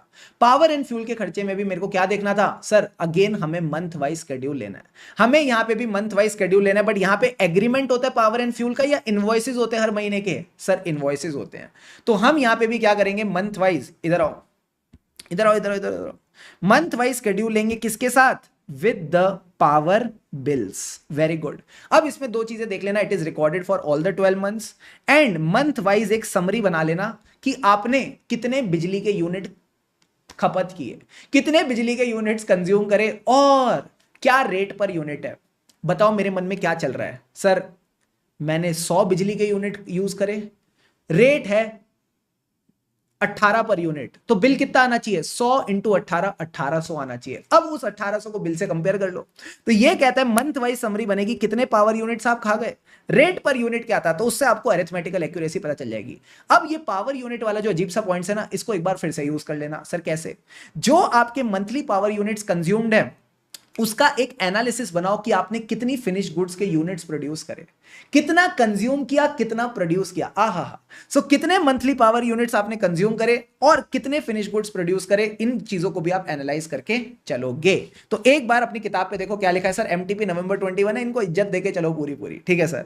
Month wise expense schedule with the power bill, इससे क्या हुआ? 12 महीने का खर्चा बुक हो गया। दूसरी चीज मैंने क्या किया? मंथ वाइज एक एनालिसिस बनाया कि कितना यूनिट कंज्यूम किया प्लस रेट पर यूनिट, इससे मैंने इसकी अरिथमेटिकल एक्यूरेसी देख ली और यूनिट कंज्यूम को किससे लिंक किया? विद द यूनिट्स प्रोड्यूस्ड, और अगर कोई वेरिएशंस मिली तो उसके रीजन देख के चलेंगे। क्लियर है बॉस? क्लियर है सर। अब इसके बाद आता है हमारे पास इंश्योरेंस एक्सपेंस। इसमें कुछ नहीं करना, जो भी इंश्योरेंस पॉलिसीज है वो ले लो, फिर इनकी प्रीमियम की ड्यू डेट्स ले लो। अब सर जब आप प्रीमियम पे करते हो क्या आपको फायदा अभी मिलता है या फायदा कभी आगे जाके भी मिलता है? सर आगे जाके भी मिलता है। तो जो इंश्योरेंस का खर्चा है इसको प्रीपेड और एक्सपेंस में क्लासीफाई वगैरह करके चलना, ये बेसिक सी बात ध्यान रखनी है। अब आता है लीगल एंड प्रोफेशनल एक्सपेंस। इसकी स्पेशलिटी क्या थी बता दो। जो लीगल एंड प्रोफेशनल एक्सपेंस है इसकी स्पेशलिटी क्या थी? सर ये दो तरीके के होते हैं। एक तो जो हमें मंथली हर महीने इसकी सर्विसेज की जरूरत पड़ती है, जैसे GST रिटर्न फाइल करानी हुई, इनकम टैक्स की रिटर्न फाइल करानी हुई, तो इसको कहते हैं रिकरिंग खर्चा। और कुछ होते हैं नीड बेस्ड खर्चे, जब कोर्ट की हियरिंग होगी तब हम लीगल कंसल्टेंट को यूज करेंगे, उसको कहते हैं नॉन रिकरिंग खर्चे। जो रिकरिंग खर्चे होंगे उसके लिए तो आपने एग्रीमेंट कर रखा होगा, हाँ, तो इनको चेक कर लेना ये 12 महीने के लिए आपने रिकॉर्ड कर रखे हैं या नहीं। So this is the first thing that you need to check here. सारे बच्चे देखो अपने बोर्ड पे। सर लीगल एंड प्रोफेशनल में मैंने क्या बोला? रिकरिंग। इसके लिए क्या लेंगे? Month wise consultant wise summary. तो जैसे मंथ वाइज समरी आप रेंट में ले रहे थे, पावर एंड फ्यूल में ले रहे थे, वैसे ही लीगल में ले लोगे, बट लीगल में बस कंसल्टेंट वाइज समरी और आ जाएगी। फिर देखना इसका मंथली रिटेनरशिप एग्रीमेंट। क्या मंथली रिटेनरशिप एग्रीमेंट के हिसाब से आपने 12 महीने का खर्चा रिकॉर्ड कर रखा है कि नहीं? तो month wise consultant wise summary, और इसके जो मंथली रिटेनरशिप एग्रीमेंट है, रिटेनरशिप मतलब मैंने उसको रिटेन करके रख लिया, अब मैं उससे हर महीने सर्विसेज लूंगा, I have retained him. So monthly retainership agreement for all 12 month should be recorded. जैसे IPL में होता है ना, हम कुछ प्लेयर्स को रिटेन कर लेते हैं, जनरली RCB क्या करते हैं? विराट कोहली को रिटेन कर लेता है, हाँ। CSK क्या करती है? MS धोनी को रिटेन कर लेती है। तो हमने भी एक लीगल कंसल्टेंट को मंथली बेसिस पे रिटेन कर रखा है। अब सर जो नॉन रिकरिंग एक्सपेंसेस का क्या करें?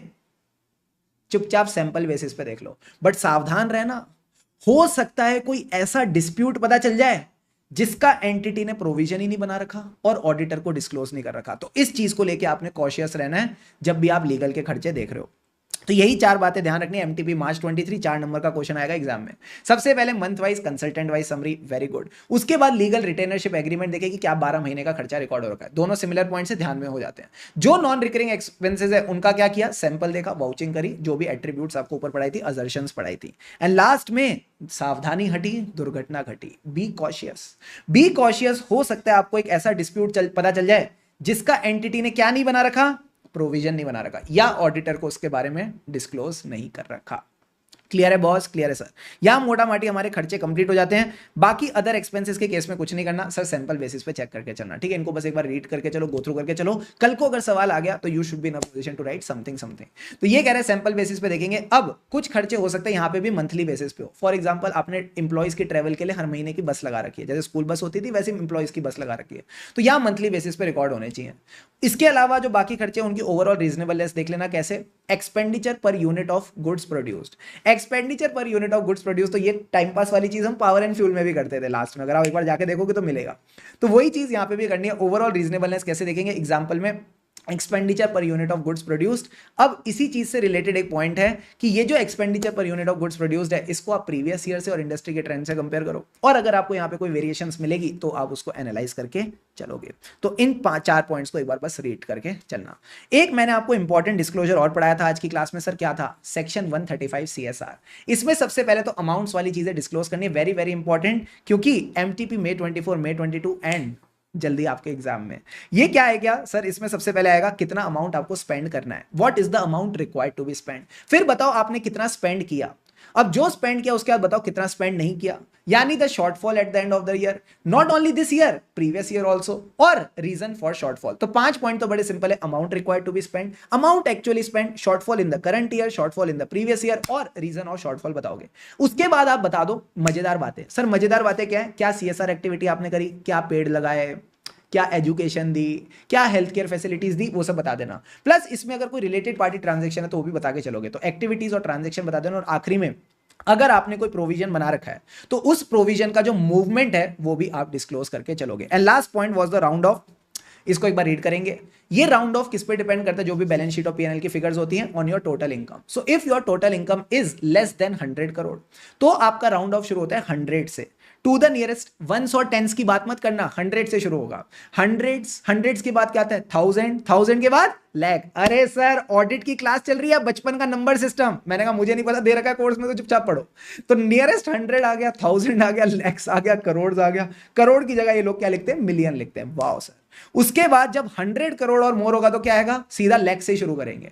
तो लैक्स 100,000 गए, गो टू बाय ऑयल। सीधा स्टार्ट किससे होगा, लैक्स, फिर लैक्स के बाद मिलियंस, मिलियंस के बाद करोड़ और डेसिमल देयर ऑफ। ये आपने यूनिफॉर्मली यूज करके चलना।